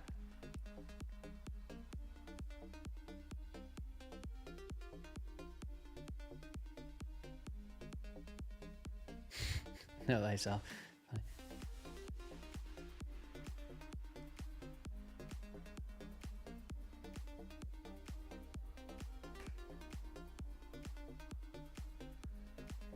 That's why we're in the pineapple. We're going under the sea right now. Sorry, precious metal miners, LA. Hey, what's up, by the way? Just seeing the latest Baker Hughes rig count. All right, here we go. Come on. Down to at 484. Nat gas up 1 at 103. Let's go. Total rig count, that's 592, down 1 to 592.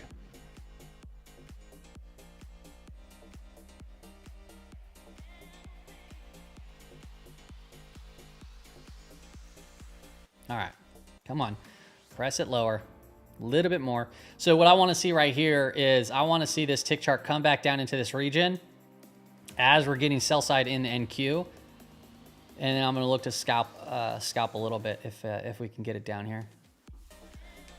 So far I've done that now on the stream twice, just for a few points. Nothing crazy.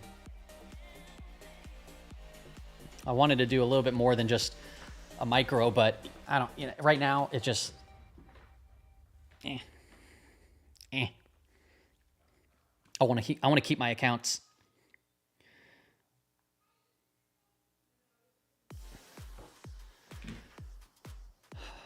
It's not going to come down to me. I'm going to probably miss that trade.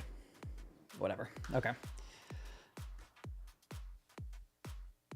Seasonality did not play out last April. It was a down month. Last year seasonality didn't match any script. Yeah. Seasonality last year was not like a thing that really anybody was. I mean, we were watching it every once in a while, but it really did not match the script at all.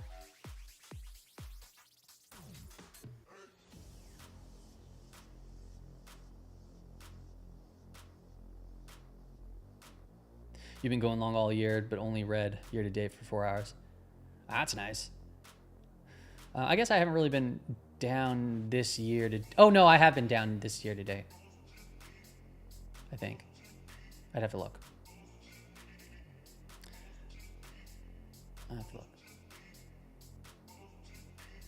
What time are the tariffs are canceled? Tweet coming out? Probably over the weekend, if anything. And then we're going to wake up to another big, crazy Monday. And then they're like, it's back on the table. And then we're going to turn back around. Oh, my goodness. It's crazy, right? Yeah, you're in micros too. Yeah, volatility's too wild. I'm not pressing a mini at all. I'm looking at micros and I'm trying to scalp, but it just is what it is today. Could definitely look to short side and just catch them to the downside, but I'm also earlier in this morning I caught some already to the downside, so I'm not trying to short down here. But market net flow is still just massively bearish. So you gotta if you're trying to pop little bounces or whatever, I look at those extended readings on the tick, and I'm pretty much out after a few points. So we might, shoot, if we continue selling off, we might be looking at that lower weekly implied move. That would be absolutely wild. That'd be such a big move from the upper to the lower. And it was, one of the bigger expected moves for the week or for the year. That'd be pretty wild.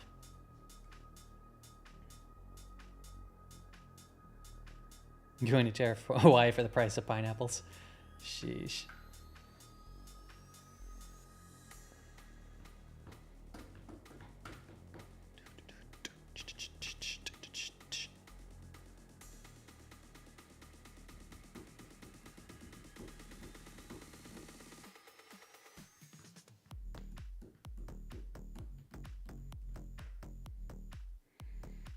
This price action is so heavy. Just constant. Can't do much. Sit on your hands unless you know what you're doing on the short side.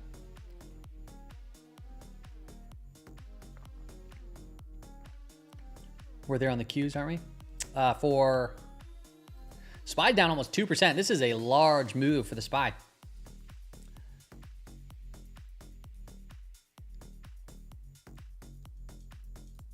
That's a really good point there, Steve.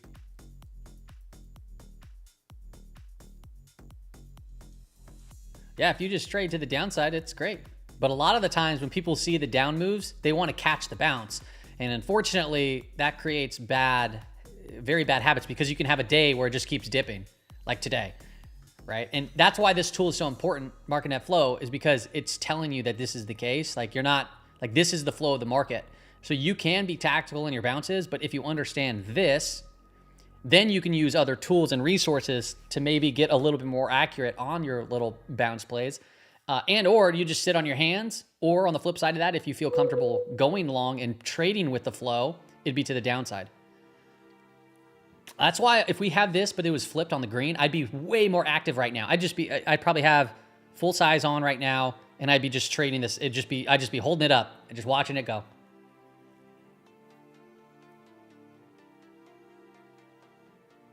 Yeah, we're not too far off the lower weekly expected move right now. It's pretty wild. Hey, thanks for following there, freak.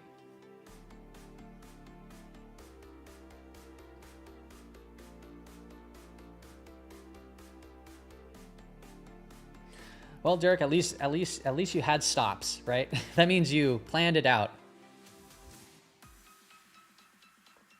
Oh yeah, I forgot April Fool's is coming. Okay, so all right, so here we go. So I'm gonna see if I can set up here for one of those scalp here. Son of a gun, I missed it. I know I did. Let's see if we can. That's annoying. I was not paying attention. I prefer it down here anyway, but of course. Of course. Freak with the first time chatting. Are we at it on the Qs? On oh, the week. Are you talking about the implied move? Let's go look at the Qs. Sorry, my bad. I missed that. Yeah, we are. We're right on the weekly implied move for the Qs.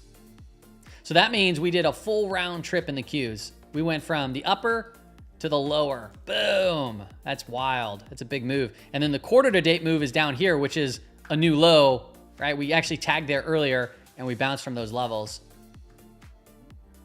That was what the market price in for the quarter. Coming back down. Come on.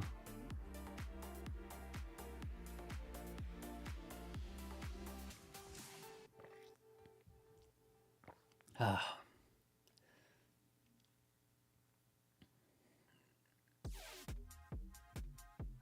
Yeah, upper to lower is pretty big. It's a big move. There we go. So there's that 55.80. We had to readjust it because I typed it in wrong originally. But we're not even far from the collar. Market net flow is still just dang awful for any bull hope. It's rough. This is just chill out. That's pretty much all this is saying. See here if anything's changed here. 5,600 is still a big level. That's 20 points above us, but this size is growing a little bit bigger. 55.75. Oh, okay, now it's back. 55.75 is coming back. Of course.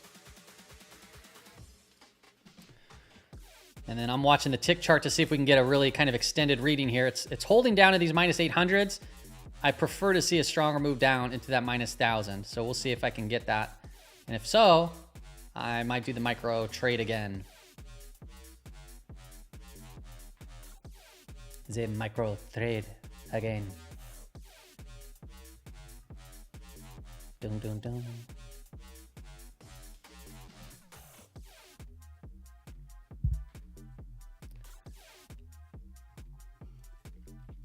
Yeah, SPY's actually over the 2 standard deviation move right now. So SPY, yeah, SPY is underneath the 2 sigma move.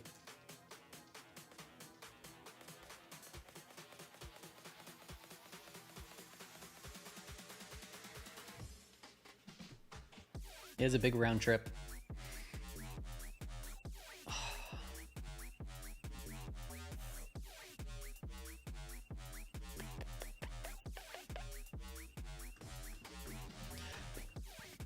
I'm actually kind of interested if I will pull up SPY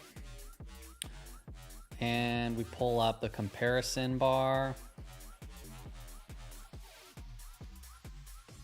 And then we look at tick through the lens of this. And we'll go bar. We'll go white. No, that's not what I wanted.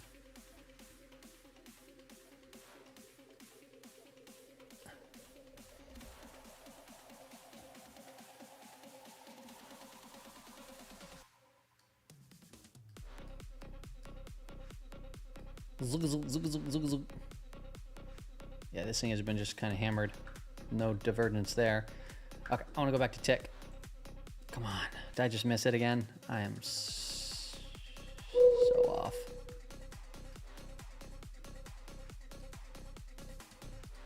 Okay, no, I didn't miss anything.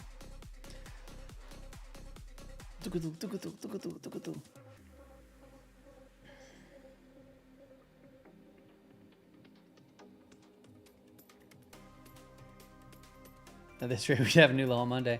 This rate we can have a new low right now. This is crazy. Nah, that'd be nuts.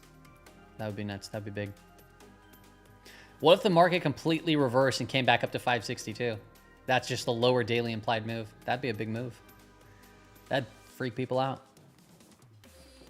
Are we tired of winning? Oh, is he talking right now? Is there a live thing going on? I feel like I should hear it on my newsfeed if that's the case. So where's the 3 sigma? 3 standard deviation move would be probably near that weekly implied move.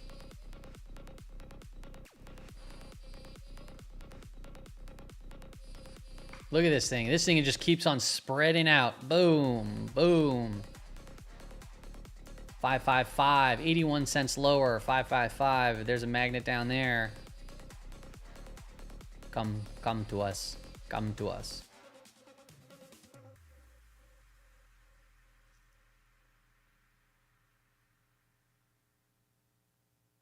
You were looking at some, yeah, butterflies in that app. What's up, by the way, Exotic?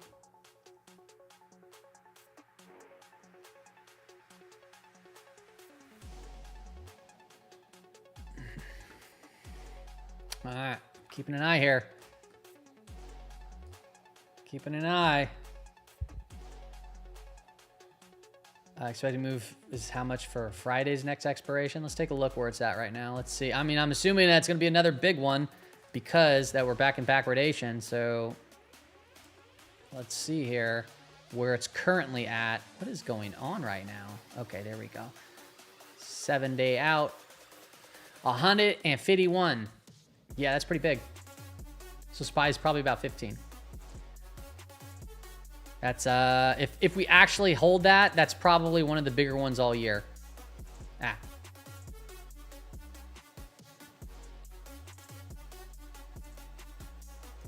I mean, it is technically. I just can't remember the exact cents on the last 2 weeks ago. I'm just making you aware, US President Trump does reiterate that April 2nd will be Liberation Day. Okay.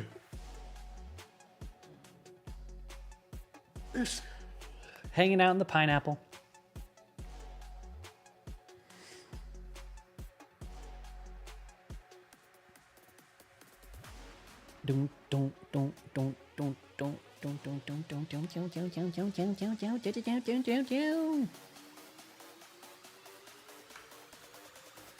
See, it feels like it's going to be one of those days where we're just going to close at the low, you know? Market net flow is just pressing and pressing. Put your life savings in the market. Nah, you're kidding. You're kidding.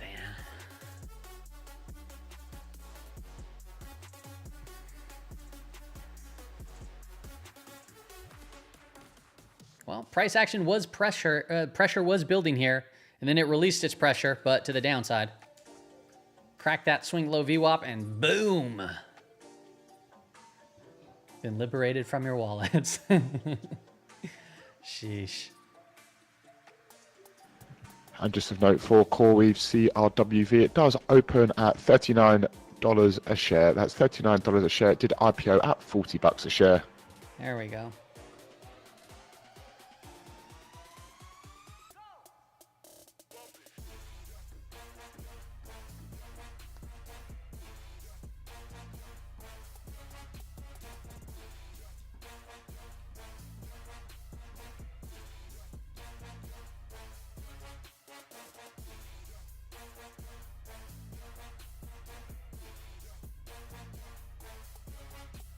Get above the weaker standard deviation. Let's see where we're at. Oh, you talking for Qs? Yeah, Qs. That makes sense. Qs, we're just doodling down here. That's some wild sell side. So if we get a bounce, I'd be saying watch for... I mean, that could be pretty aggressive, but look at this daily VWAP right here. It's far from that. That'd be a huge bounce if that's actually going to be the case, but I don't know. Market net flow is not give us any hopes whatsoever. Starting to lose convergence a little bit over here, but still, man, this red line just been up, green line been down, steady all day. Today is just a product of complete flow, right? Oh, hey, here we go. Was that just something that just happened? I missed it. Okay, cool. Sweet.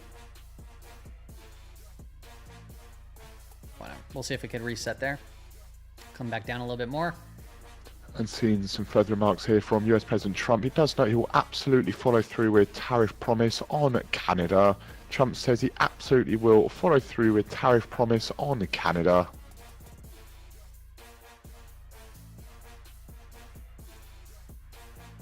Awesome. Awesome. Great. And just making way in the back of that remark, just The a bit of market weakness is creeping into the loving Canadian this. dollar here. All right, here we go. Let's see if we can get that reading. Fortunately, we're getting the reading, but NQ is bouncing a little bit, which I do not like. But that's fine. And a bit more here from Trump. He does note they will have a good relationship with Canada. Oh, good.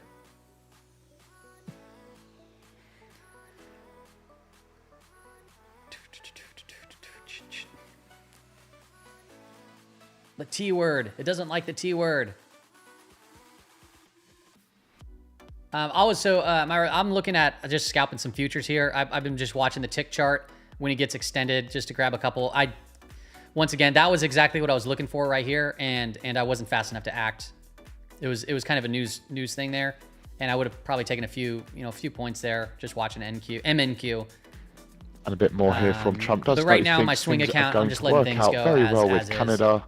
And he had a very good talk with Canadian PM Carney. That is reiterating what he did say on Truth Social just a little while back.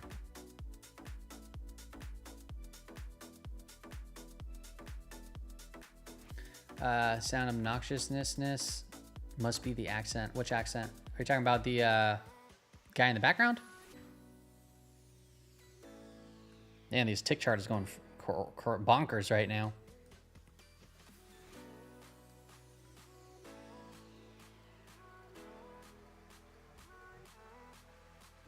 And a bit further here from Trump does note India is one of the highest tariffing nations.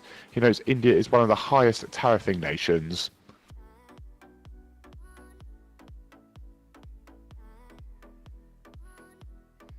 Mark goes up when he stops talking. Yeah, could very well. Getting a little bit of a pop in the market, but this is coming from the lower weekly implied move here. Qs. What a round trip. Absolutely wild.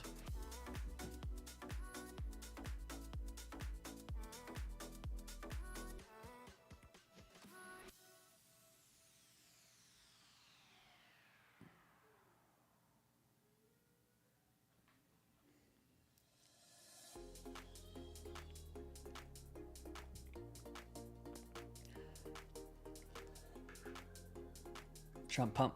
Tesla. Let's take a look at Tesla. A bit further here from Trump says don't want to take chance in the Stefanik district. Yeah, we'll see if these little pumps hold. It's crazy how much the market moves on some words. And then kind of got to resets itself, you know?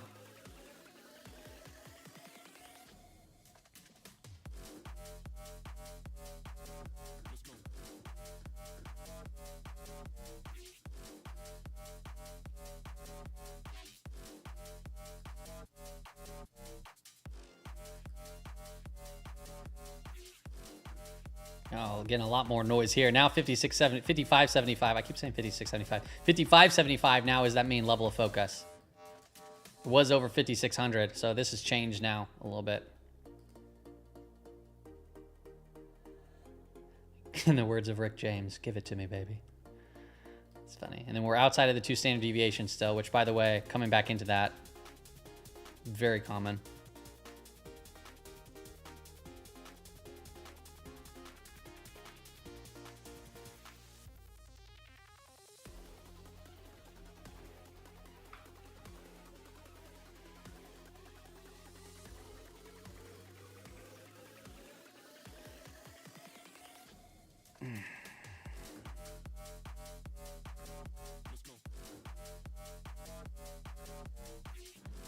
And Trump does note things will work out with India.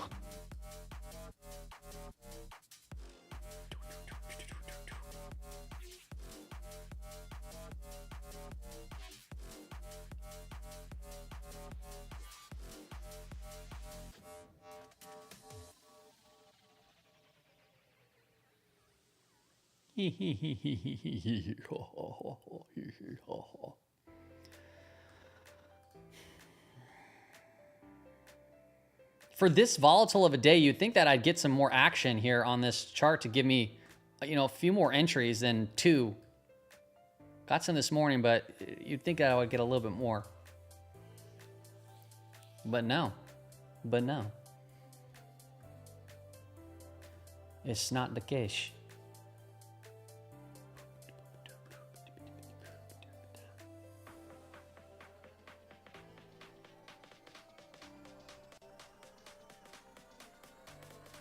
It's not the case, yo.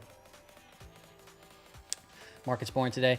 Yeah, I mean, I prefer trading from the long side, so the market for me is definitely boring today. If you're trading from the short side and you like trend days, this is a great day for anybody that's comfortable with short selling. It's a horrible day for anybody that tries buying the dip. So hopefully, you know, you pay attention to market net flow where it tells you to stand down if that's the case. And if you are buying the dip, so to speak, you're very small and you're being very tactical. Like, for example, watching a tick chart and just playing overextended readings here. Like, that's one of many different ways people can approach it. Right? You can use moving averages, you can do flags, you can do patterns, you know, whatever the case is, but you really need to stick to it versus just buying and then buying some more and then keep selling. And you're like, maybe if I go double it up again, like that will just, I promise you, if I had access to some of these prop firms, like how many accounts blew up today because of that, probably just like if we were to chart that out, I bet you the chart would look something like this. It'd be like, yeah, we had blow up accounts, you know, a little bit less blow up accounts. And then today would be like this, boing, like that, shaboom. On a trend day down, it would just be a huge, huge, huge move.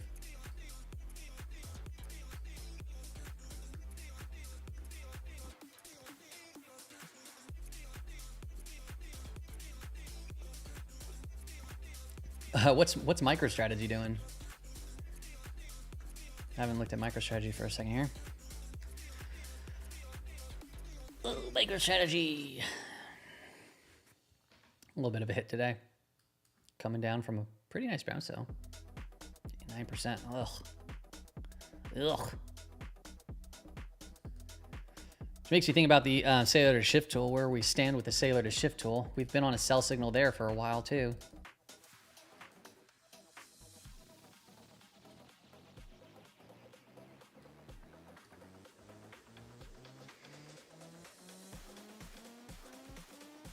Pull up the sailor to shift tool to get an idea.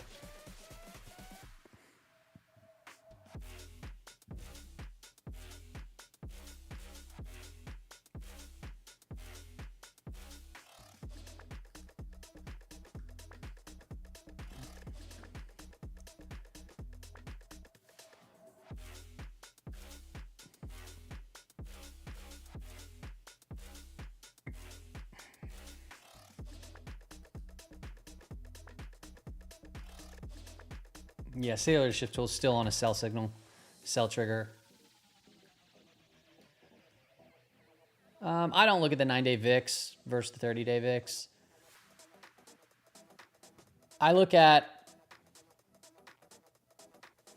I guess I do look at back month versus front month. I'll look at that. I share that pretty frequently. I'll look at VIX futures. Any updates on zero DTEs? Just join now. Oh, as far as like the levels go. I'm now take a seeing look. some comments Yeah, from there's Ukrainian been President Zelensky. He says 55, Ukraine's 75. military That took one grew in certain steps size. in Russia outside the Kursk region. 55, 75. 55, can I get a 55, 75? And we're basically there. 55, 75 is, all right, here. Right about there.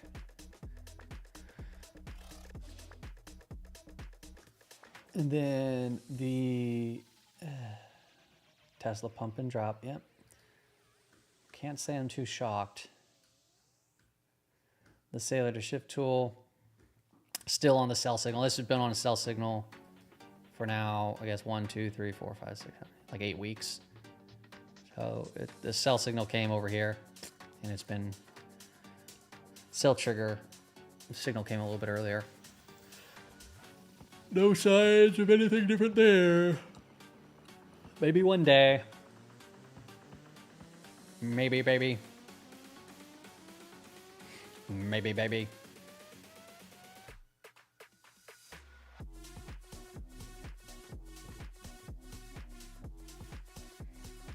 SPY honestly looks like it's coming down to the weekly implied move. It's wild. All right, I'm gonna take a quick break, get some more water.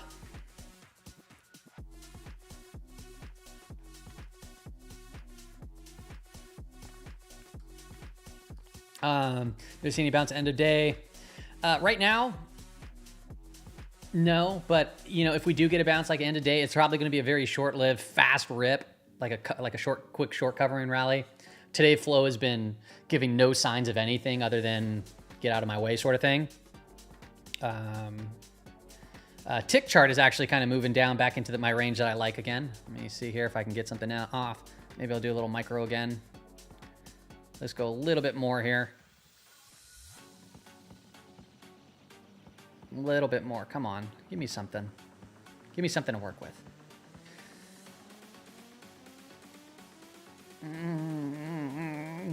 Come on. Just flush. Just flush.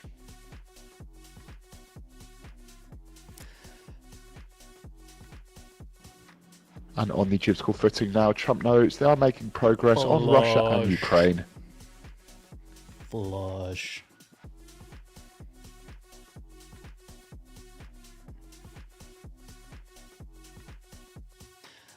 For those that don't know, I'm watching for this tick chart to try to get down into this minus 1,000 reading. It's kind of in the area where I'm totally fine putting on a micro. But I just kind of prefer a little bit stronger of a move. And further here from fade. Trump, doesn't think Americans should at buy lows cars at now the to trading avoid session. tariffs.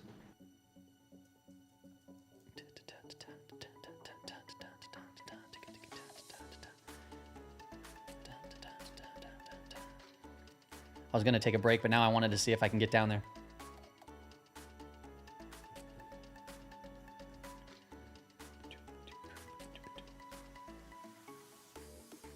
Yeah, basically ballistic. That's pretty much what it says. Pretty much what it means in layman's terms.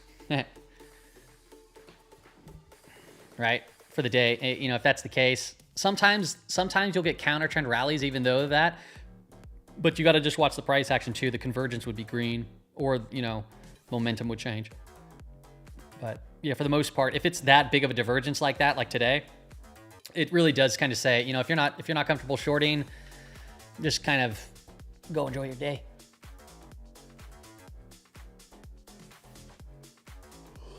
Easy money's made, you know, from the long side. It's always been the case. Easy money. Fast money can be made on the short side, but it's also, the short moves typically come pretty quick, pretty fast. But if you get like the green line trending up, red line trending down, you know, the opposite of what we see right over here, then it's great to look for dip buys and just play the trend. I don't think I'm gonna get what I want, of course. But if you played a micro, probably scalped a couple points there. I'm trading NQ. I'm just watching the tick chart. So when I get these extended readings on the tick chart, like we kind of just did, I'll play for a couple of points really quickly. Quick scalps, like I'm just in and out sort of thing, you know. It's a pretty high win rate, but you just got to respect the position sizing and getting out after a few points. German So finance minister does tell I'm picking up Reuters pennies higher right now. tariffs That's all will I'm hit doing. German car makers and entire German economy particularly hard. Tariffs will also harm the US economy. There are only losers in a trade conflict, and says Germany is working to avoid any escalation. Just some comments there from German finance minister. Yeah, I'm gonna take a quick break. I'll leave this up. I'll be right back. How low can we go? Sheesh. I mean, look at market net flow. That thing is just saying we can go to the bottom of the sea where the pineapples live in SpongeBob. All right, I'll be back.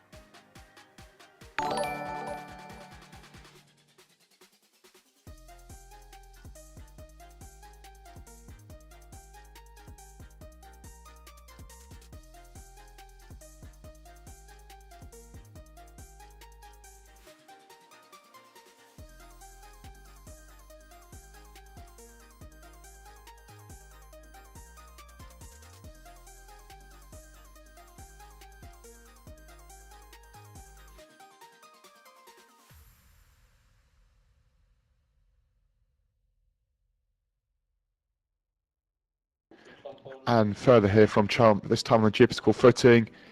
He has told Iran they need to make a decision. Iran is high on his things of lists to watch, and he's looking at reports of Iranian drones used in Ukraine, and his preference is to work things out with Iran. That's Trump saying he told Iran they need to make a decision. It is high on his list of things to watch, and looking at reports of Iranian drones used in Ukraine, and his preference is to work things out with Iran.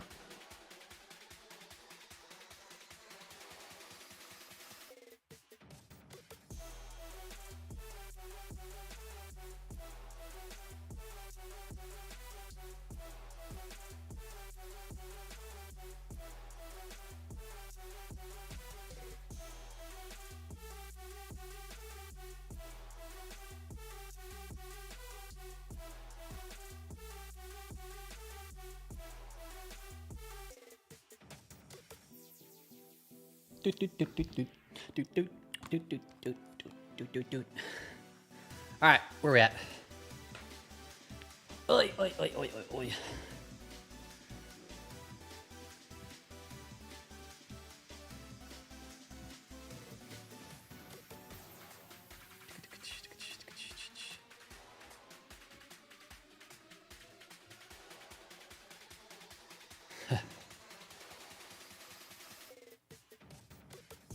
Yeah, the market net flow is in the Discord, but it just doesn't look like this. It looks like doesn't show convergence. It shows momentum, and it doesn't have the gamma range. So I typically share it though in the chat there. Sometimes it'll look like this. You type in the command and it pops up like this, kind of like that. And then you can also pull net flow for like various assets too.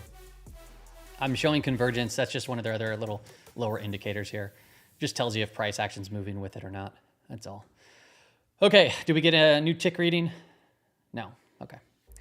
We did not. A new low for the tick reading.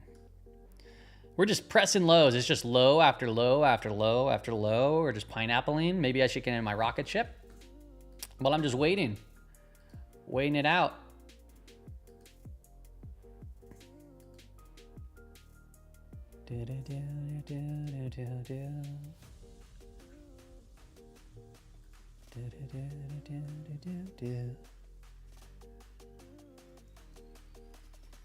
All right, let's see here. It's just like a sell into the close sort of day. 55.75, 55.60. Going in size there. It's 4 hours. 2 hours here, 2 hours there.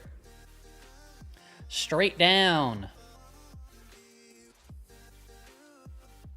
Straight down. You gonna come back for a gap fill maybe? SpongeBob clever.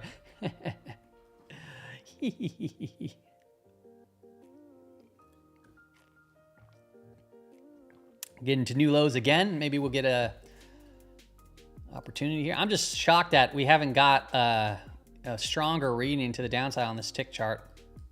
I mean, it's low and the cumulative, right, is low. But if I'm going to fade, I like to see the very strong readings, and we just haven't actually got that. It's just been a slow bleed out for the most part. All day. All day. All bounces have been faded. V.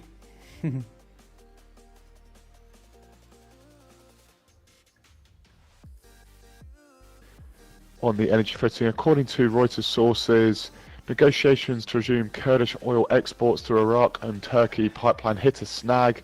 According to two Reuters sources, negotiations to resume Kurdish oil exports through Iran, Iraq, Turkey pipeline do hit a snag. According to Reuters sources.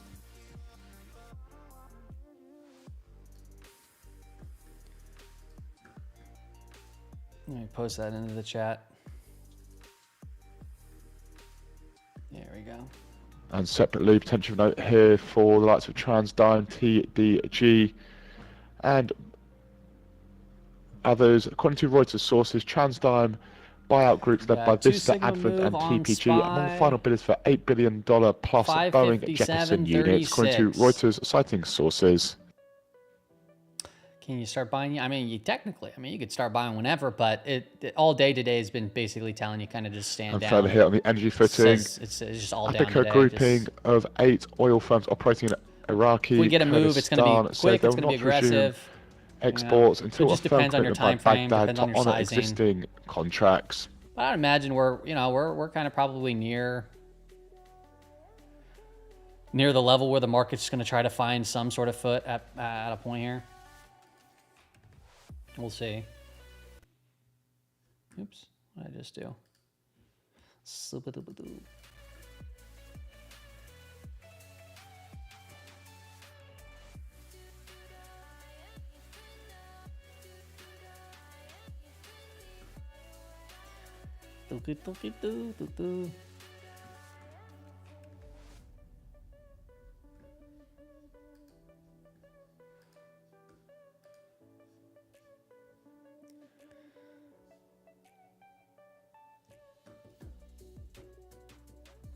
5-minute divergence. Are you talking about like an RSI maybe? And a bit further here on that energy footing. The APECA says government of Iraq needs to ensure payments for past and future exports and actions by oil ministry are not acceptable.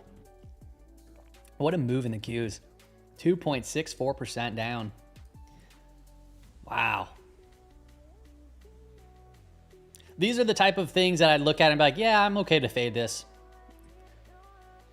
Actually, I might just start a little fade position, because if we're going to get continued selling, I'd still probably look into that for quicker bounces. That was an aggressive move for the last 3 days. Bounce up a little bit here for a few points. I don't know if I really want to do Qs though. What's ARC look like? So ARC looks miserable. Good, good. I like it. I like miserable. I don't know. I don't know if I want any much exposure right now. Let me take a look.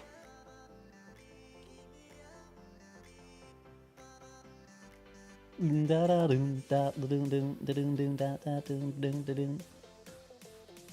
feel like we're gonna probably, what would I like? I would like to see, if I started a small Q position, it would be not even probably Qs. I'd probably just do TQQQ, and it'd be like a 0.5%.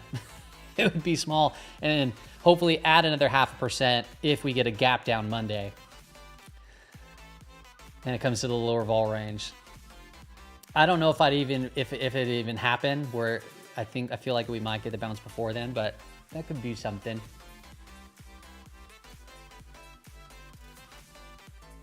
Maybe I'll wait a little bit longer, more towards close, to see if I want to do that. I have a feeling I'll miss that, though. And just making you aware, President Trump has now concluded his remarks. We have, of course, put the main comments he's just made to the top of the headline feed. Just recapping some of the main ones now.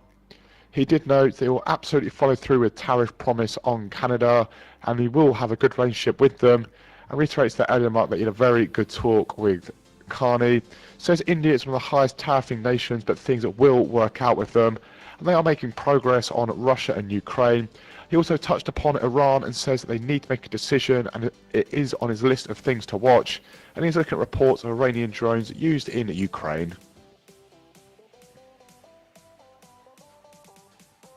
I love the violence in this trade right here. These are just the type of moves that I pretty much love buying these bounces. Let me actually look at SOXL again. Kind of interested in this one again.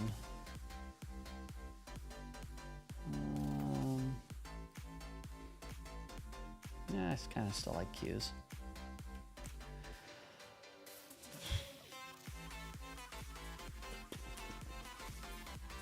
Are we going to get some relief now that he's done talking? We might.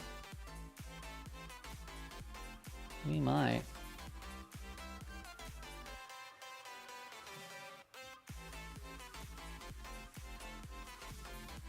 If we get up, I would just say watch back to the 2 standard deviation move. It's very common.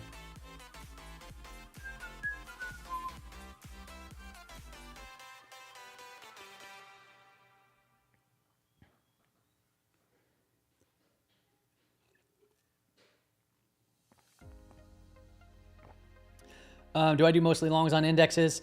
No, I'll play longs in various. So I'm primarily a swing trader, and I'll trade equities. But in volatility, I typically will trade like indexes. And my strategy changes a little bit when conditions change. And conditions change for me. My type of strategy, they changed about 25 days ago. So I've been trading significantly different than I usually do for the last 25 days. 25 trading days. So now I'm like more actively trying to fade.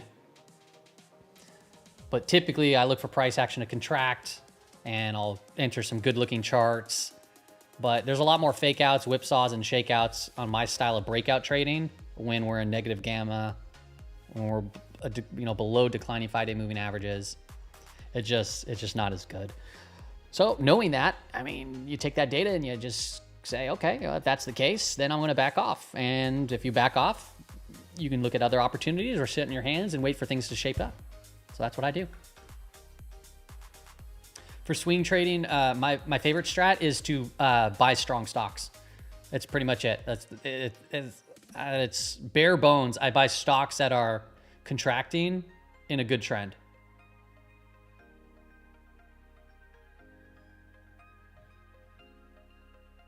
You just got added to a signal group chat with the administration. Vance says buy 700 May calls. Ed Yardini said S&P 500. His target for this year was 7,000. Is 7,000. He said that just month ago or so in Vegas. I was there. Do I buy options? I don't really typically trade options.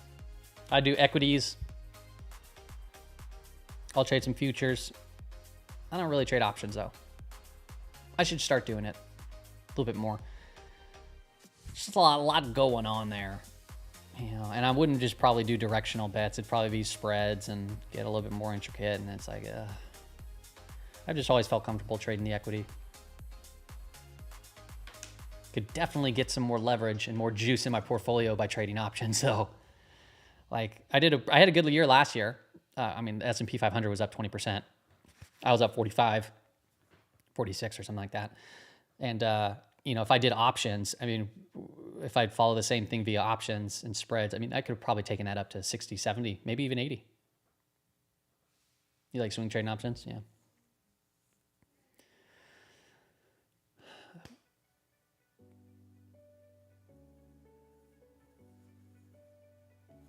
Does ARM look good? What time frame?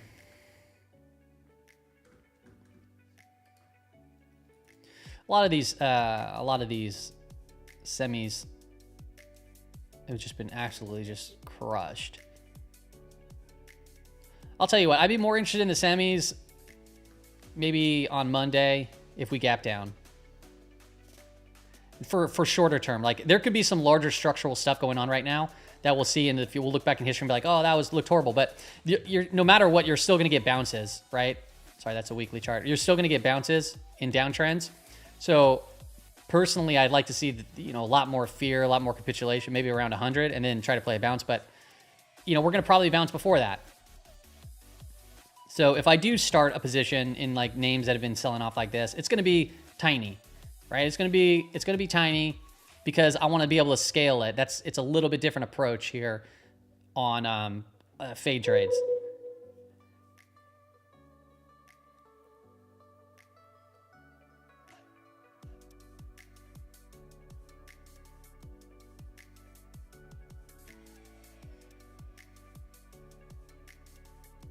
Oh, that's cool, MS. That's actually really cool.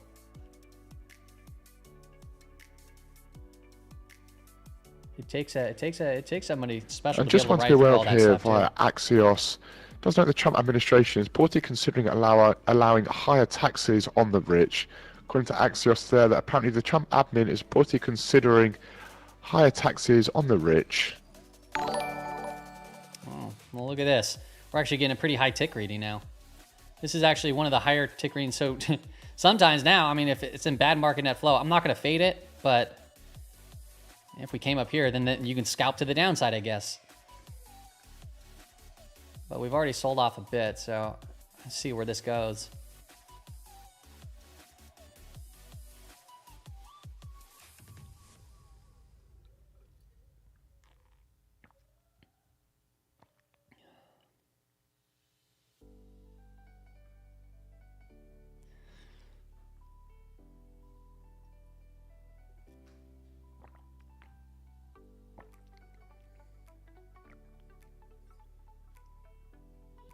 Oh, man. Yeah, good job, man. 78% last year. Nice. I will say this, though. Last year, it was a lot easier trading environment. This year, a lot harder, right? So this is where the real skill comes out. So the last 2 years, the S&P 500 was up 20%. So so when I was coming into this year, I was like, it's probably not going to be the same result, right? So knowing that and knowing market conditions and understanding when things shift and protecting capital and not expecting what happened prior. So coming in this year, right, off of a 45% year, which by the way is still crazy, 80% year, that's crazy too, right? What matters is what you do during these times that really make the difference. So for example, this year I'm up 10%, right? And the market's down. Why? Well, because I was kind of aware of a potential bull trap. I protected for the most part as I could. The market clipped me too, because I was like I was basically same beta as the S&P 500. And then all of a sudden, then I'm like, okay, I got to change up. I got to fade a little bit here. And then, a couple of trades later that I got lucky, they went up and like some China name and then a little bit of Tesla and that, boom, there we go. And now where's my portfolio? I'm down today. at least in my USIC account. And what? Like it's not by much at all. It's definitely not as much as the S&P 500 right now, but I don't have the exposure on yet. So if the S&P 500 today was up 2%, my portfolio would be not competing with the S&P 500 at that level because I backed off. I backed off. So now I'm just kind of waiting. I'm just waiting for the opportune time to start getting back into it. Because right now I can't. Right now I'd rather just stay positive on the year, and then even if that means I miss some good days on the S&P 500, whatever.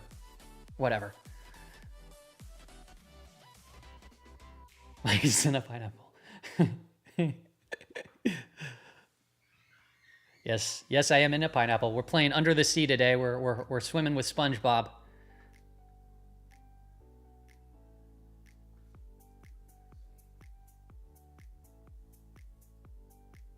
Hamburger Helper. So the Gamma Lab I bring up all the time. So I've been on this pretty much all day. So one, they have killer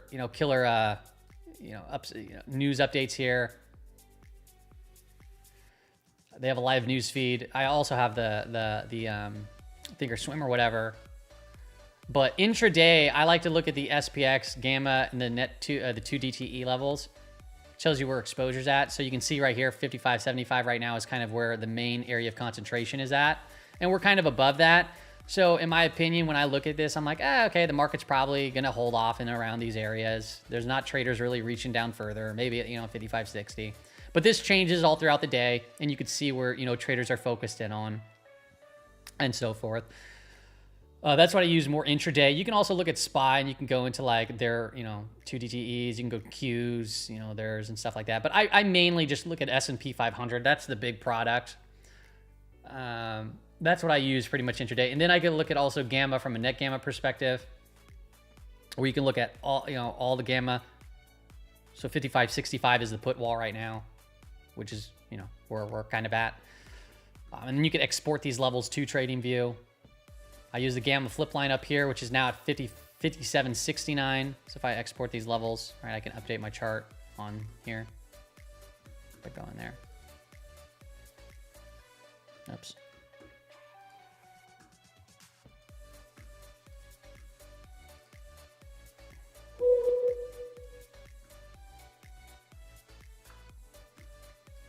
Update some levels.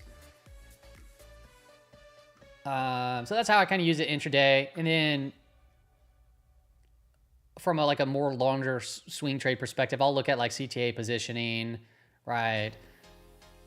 Vol control. They have COT positioning. They have volatility stuff here where you go 3 month versus 1 month, correlation charts, seasonality charts. They have all kinds of stuff.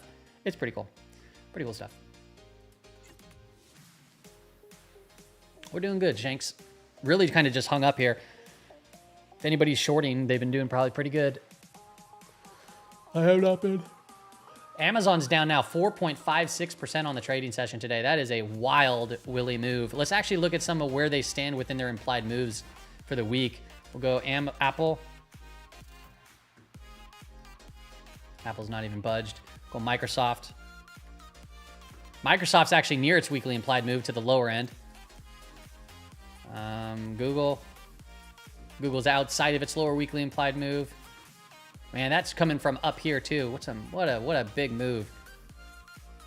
Oh, we got Google actually Google's trying to break this little trend right here. I wonder if we're gonna see Google try to. Market net flow looks like crap still. All right, let's keep continuing on. Meta near its lower weekly implied move. Tesla is basically at its upper weekly implied move. Got outside of it and it's just trading there. Amazon near its lower weekly implied move. It came to its upper one and then it got rejected from there.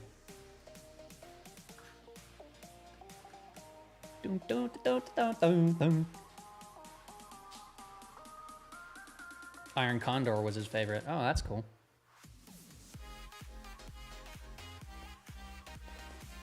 We might get a little pump, but market net flow just looks like just horrible. So it's, yeah.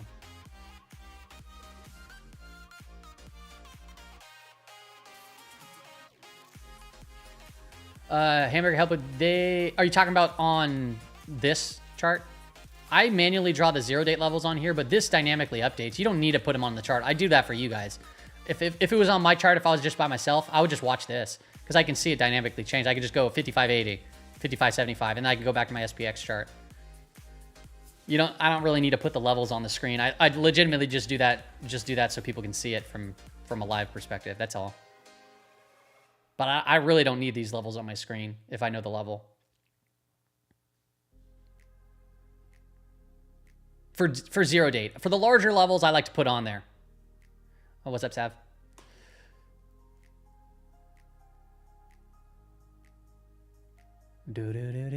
What if the plus minus levels between them are in conflict? One has green bar above current level and the other has a red bar above. Green bar above the current level and red bar above. Berkshire, wait a second here. I'm trying to think what you mean.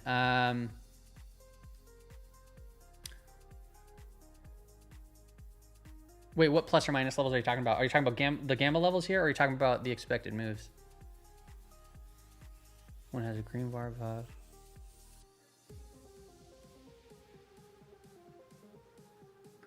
Trading ticks. Are you talking about this right here? This 0 date right here?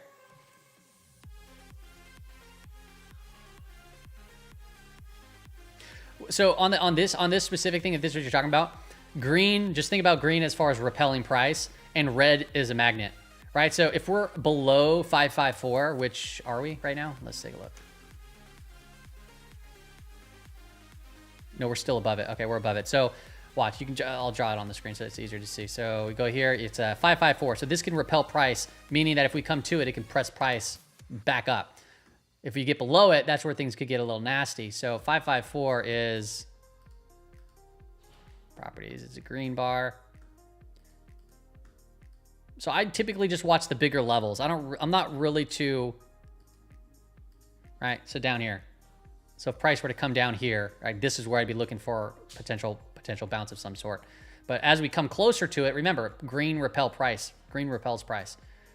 And then the red, right, is the magnet. So 557 is where we can potentially go to. 557 is, basically back up to the 2 standard deviation move. So we come here, we start repelling back into the magnet, and we see what happens, right?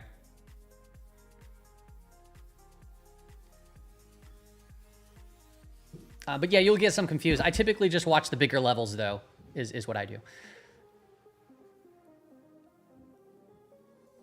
Hey, thanks, Hamburger Helper. I appreciate that. Yeah, I do the occasional streams when I can. Appreciate it. CLF. Wow, I haven't heard that one for a little bit. Some steel stocks, huh? Is that Cleveland Cliffs or what is this one? Yeah, Cleveland Cliffs. So, I have to look into this stuff because isn't there a lot of the tariff talk I know can affect a lot of various names. Wait, no, Cleveland Cliffs is what? Is this steel or no? Am I getting confused with something? It is steel. I mean, I think it's possible, but right now we're in a pretty significant downtrend. A lot of lower highs, a lot of lower lows. It's at lows for the year right now. Of course, it's I mean, these are big companies. Like, it's pretty extended here, so yeah, can we see a bounce at some point, right? So I'm not a huge trader of these type of names, but like if you have a long-term conviction, okay. And then you got to just approach it a little bit differently. If I was to do a short-term trade, like I definitely wouldn't short down here, right? I'd be looking for a little bit of a bounce for a few bucks higher, or not even a few bucks, a few cents. But right now it's pretty beat down, and it really hasn't gone anywhere for years. So I don't really, it's not my typical style of trade here.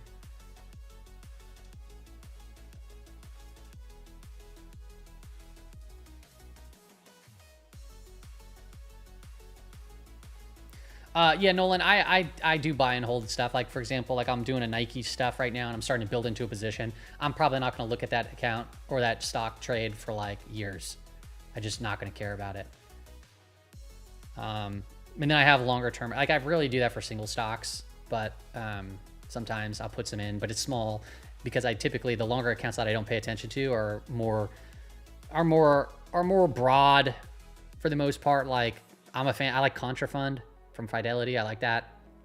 I have no problem like investing longer term stuff into a well-managed fund like that, you know, or you can just do VU or VTI, like just get some exposure to the markets and get comfortable with small portions of your check into it, or, you know, whatever. It's different for everybody. And then I have my swing trading accounts and shorter term day trading accounts that I'm more active in, that I try to take money out of the market and I spend that money, right?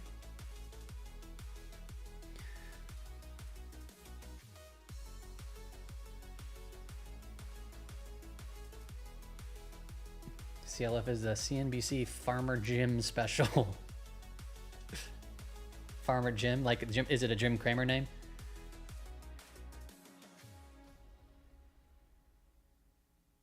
Yeah, do I see a larger ABC down with the indices? So I think that's possible. And the reason, okay, so if any of you don't watch my YouTube videos, right, I did like a bigger picture view, and every once in a while I'll bring in the bigger picture charts. And that's the thing, like the bigger picture charts don't look all that great. So I'm optimistic for these bounces and for the market to recover. But if you do pay attention to the bigger picture charts, they are telling a different story, that things could get worse. So that's why I've been kind of saying like, hey, if market conditions get better, I'm going to be on the right side of that trade. But I'm going to be aware of the bigger picture and how some of these names have been rolling over. I don't know to what extent it can become, but if all of a sudden, you know, market conditions are good, I'm good, things are going good, right? So let me just show you exactly what I mean. Market conditions over here, all throughout here basically, right, was all good. And then I said, you know, when we started breaking out, we started talking about potential bull traps. And I said, if market conditions change that lead us to a bull trap, I would suggest, what I was doing, it was basically like, when they change, if they change, meaning get below a gamma flip line, below a declining 5-day moving, you have to pay much more attention because of the big picture charts are suggesting something worse. So it's like, I'm optimistic, but I'm less optimistic in the shorter term. And I don't know like the extent of what was going to happen, but there you go, right? A big thing happened. So when market conditions get better, when we're back above a flip line, when we're back above rising 5-day moving averages, right? When we start to see more follow through days, I'm going to be more positive about the market to go higher. But as soon as it flips back, I'm once again going to be like, yep, nope, unless the bigger picture changes, right? So I'm using that larger term to really like give me context in the shorter term, if that makes sense.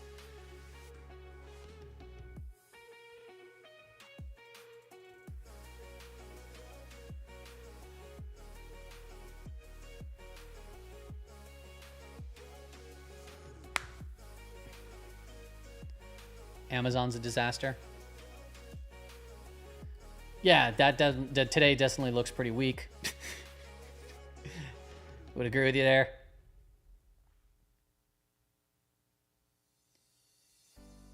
Can't say you're wrong.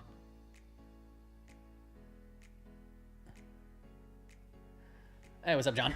Oh.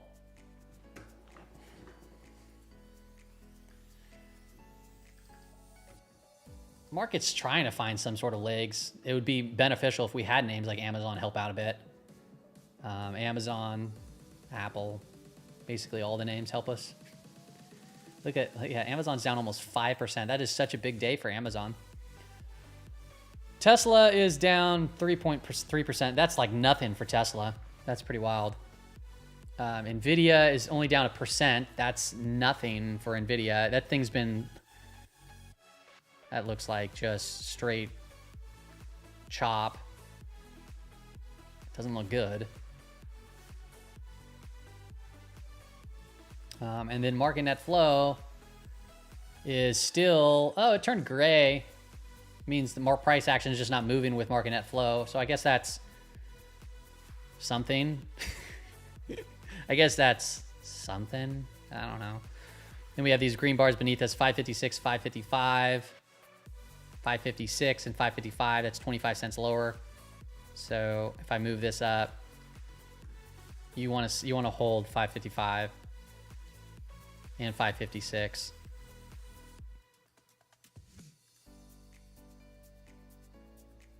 You really want to hold 555 and 556. AVGO.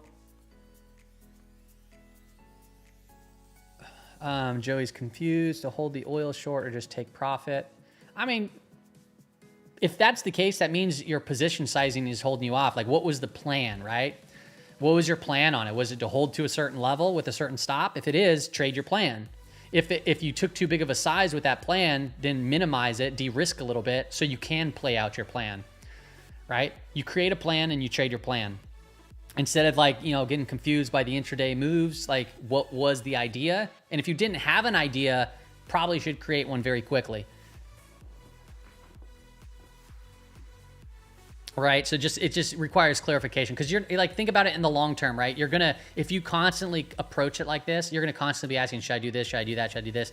Versus if you want to do this for multiple years, over and over and over through the course of time, it's the only way to be consistent is by creating a plan, following through on that plan, being okay with the loss, being okay with a certain win, and once you have the trade on, you move on to the next. You don't really want to think too hard about the individual trade that you have on. And if you're thinking too much about it, or if it's keeping you up at night, I mean, that's the tall tale sign that it's too big of a position.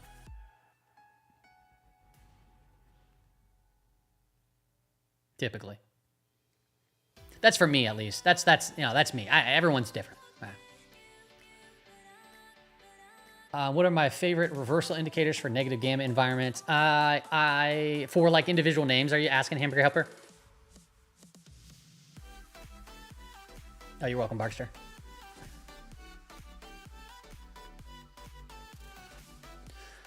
Like finding reversals. I like shorter term charts, like the 15-minute chart, and I'll look at sometimes divergences with the RSI, like shorter term pops. But also, it's my favorite indicator is really looking at expected moves. That's like my favorite.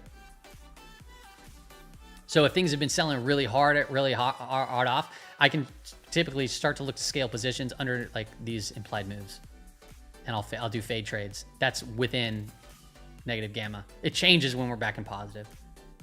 For the SPX, for reversals in the SPX, like I said, I'll look at just various expected moves, and then if I'm doing intraday reversals, I like to look at the 0-date levels or 2 DTE levels, right? Where we can get kind of pinned at. I find these levels to be more important than most. Yeah, and EMs, they're not like expected moves. They're not like, hey, this is support, this is resistance. It's to tell you a story about what the market priced in and how it can change when we approach these specific levels. Like, if you understand things from a probability perspective, you can create trades around these levels, shorter term, longer term. And of note here and you for can be really well aware if they start PepsiCo breaking. and Keurig, It's all Dr. data. Pepper, RFK Jr. does pause back a ban on soda being purchased with food Some people stamps. say the That's expected via moves the don't Washington work, Post. But I always tell them, like, of course they work. They work fine. It's just a mathematically driven level. Your strategy is what didn't work for that specific time or times because they're being utilized incorrectly. So once you really understand what the expected move is, you can create strategies. But just like every other thing, there's no golden rule. You're going to have that strategy is not going to work in a certain environment, and it's going to work in a certain environment. It's going to work on a day, and it's not going to work on a day. So, yeah. Feeling a rocket ship into the close? I'm fine with that.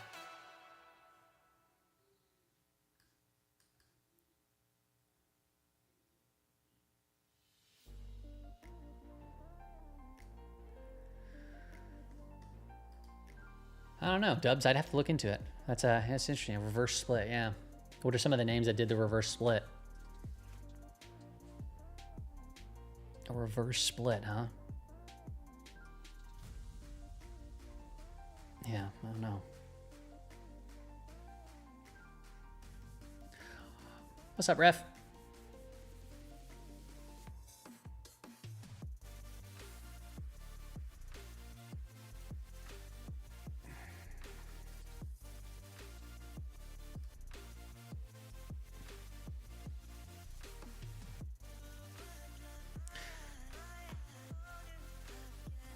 WKH. Oh my gosh, I haven't heard that one for a minute. I haven't heard that one for a minute. Workhorse, right? That's that one. That's funny. Yeah, I guess I would agree with you in that case. All the 20 and 2021 facts. DKNG's been a strong player. Did they do a reverse split? That one's been on my radar. I've traded that many times. But although it's more of a trade, you know. I don't. DKNG. Yeah, I've traded this thing a lot of times. This thing hasn't gone anywhere though for over a year. It was looking real good down on these areas. Nah, I'm not even going back that far. Mulan is the king of reverse splits. Yeah. I haven't heard these names for a minute. That's funny. All right, we're getting a little bit of a little move here. Actually, surprisingly enough, DKNG is kind of like popping right now. Whee! No, I'm not going to trade it. Nvidia's only down 1%. We're coming into VWAP for Nvidia. Wow, wouldn't that be a turnaround story? Go green on the day.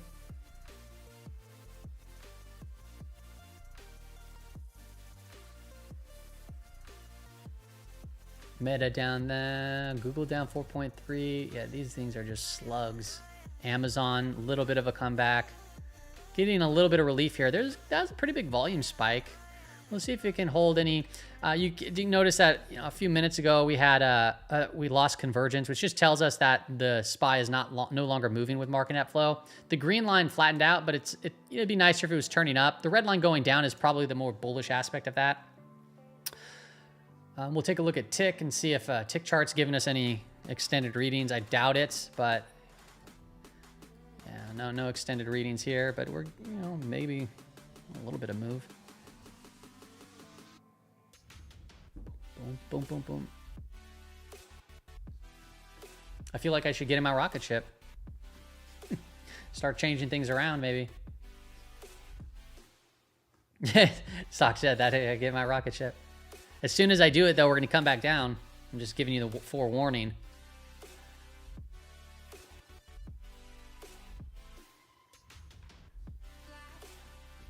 It's time to change. I'm not confident about a rocket ship, but hey, that'd be great. I feel like we can at least come back up to the 2 standard deviation move. That'd be nice.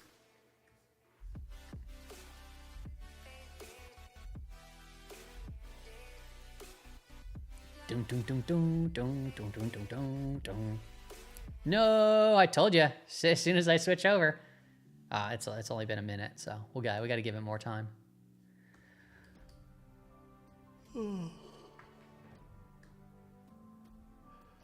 We got a positive tick. Holy moly macaronis! It's a miracle. I'm officially calling for a stock market bottom. Yep. And just making aware, monitoring some comments from US National Security Advisor Waltz, who does note Trump's serious about Arctic and security it brings.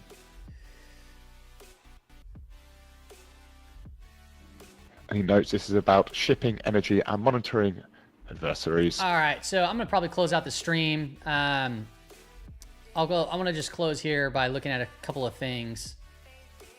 I'm gonna go look at the daily EMs just to show you. This week we did trade within it. We tagged the upper, we came down to near the lower, and notice how we went from, we grew, right? 7, 11, 12, 15, then we started shrinking. Well, after today's price action, we'll see what the new weekly implied move is. I'm gonna go to SPY actually. And we're looking roughly, it was 15 earlier. It's at 1478, so we might be starting to grow once again for another big expected move. Volatility is still here. Very common, right? When you're in negative gamma, which we've been in for 26 trading days now. Price is heavy, selling but get selling, buying but get buying. I'm calling them off. Decade-long bear market. Shoot. I hope not. That would suck. But hey, we've had the lost decades before.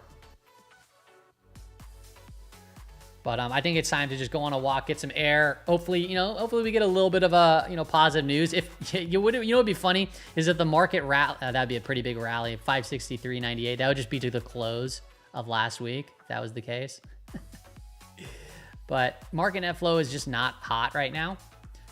It's just not a good look. So hopefully, at minimum, people were able to protect their capital in today's trade for the most part, right? And not like get rushed in to try to scream into the dip, right? And if things get better, you can tactfully do so and play. But yeah, I'm gonna call it quits here for the day, and then I'll try to put out a brief to go over some of this stuff. Cool.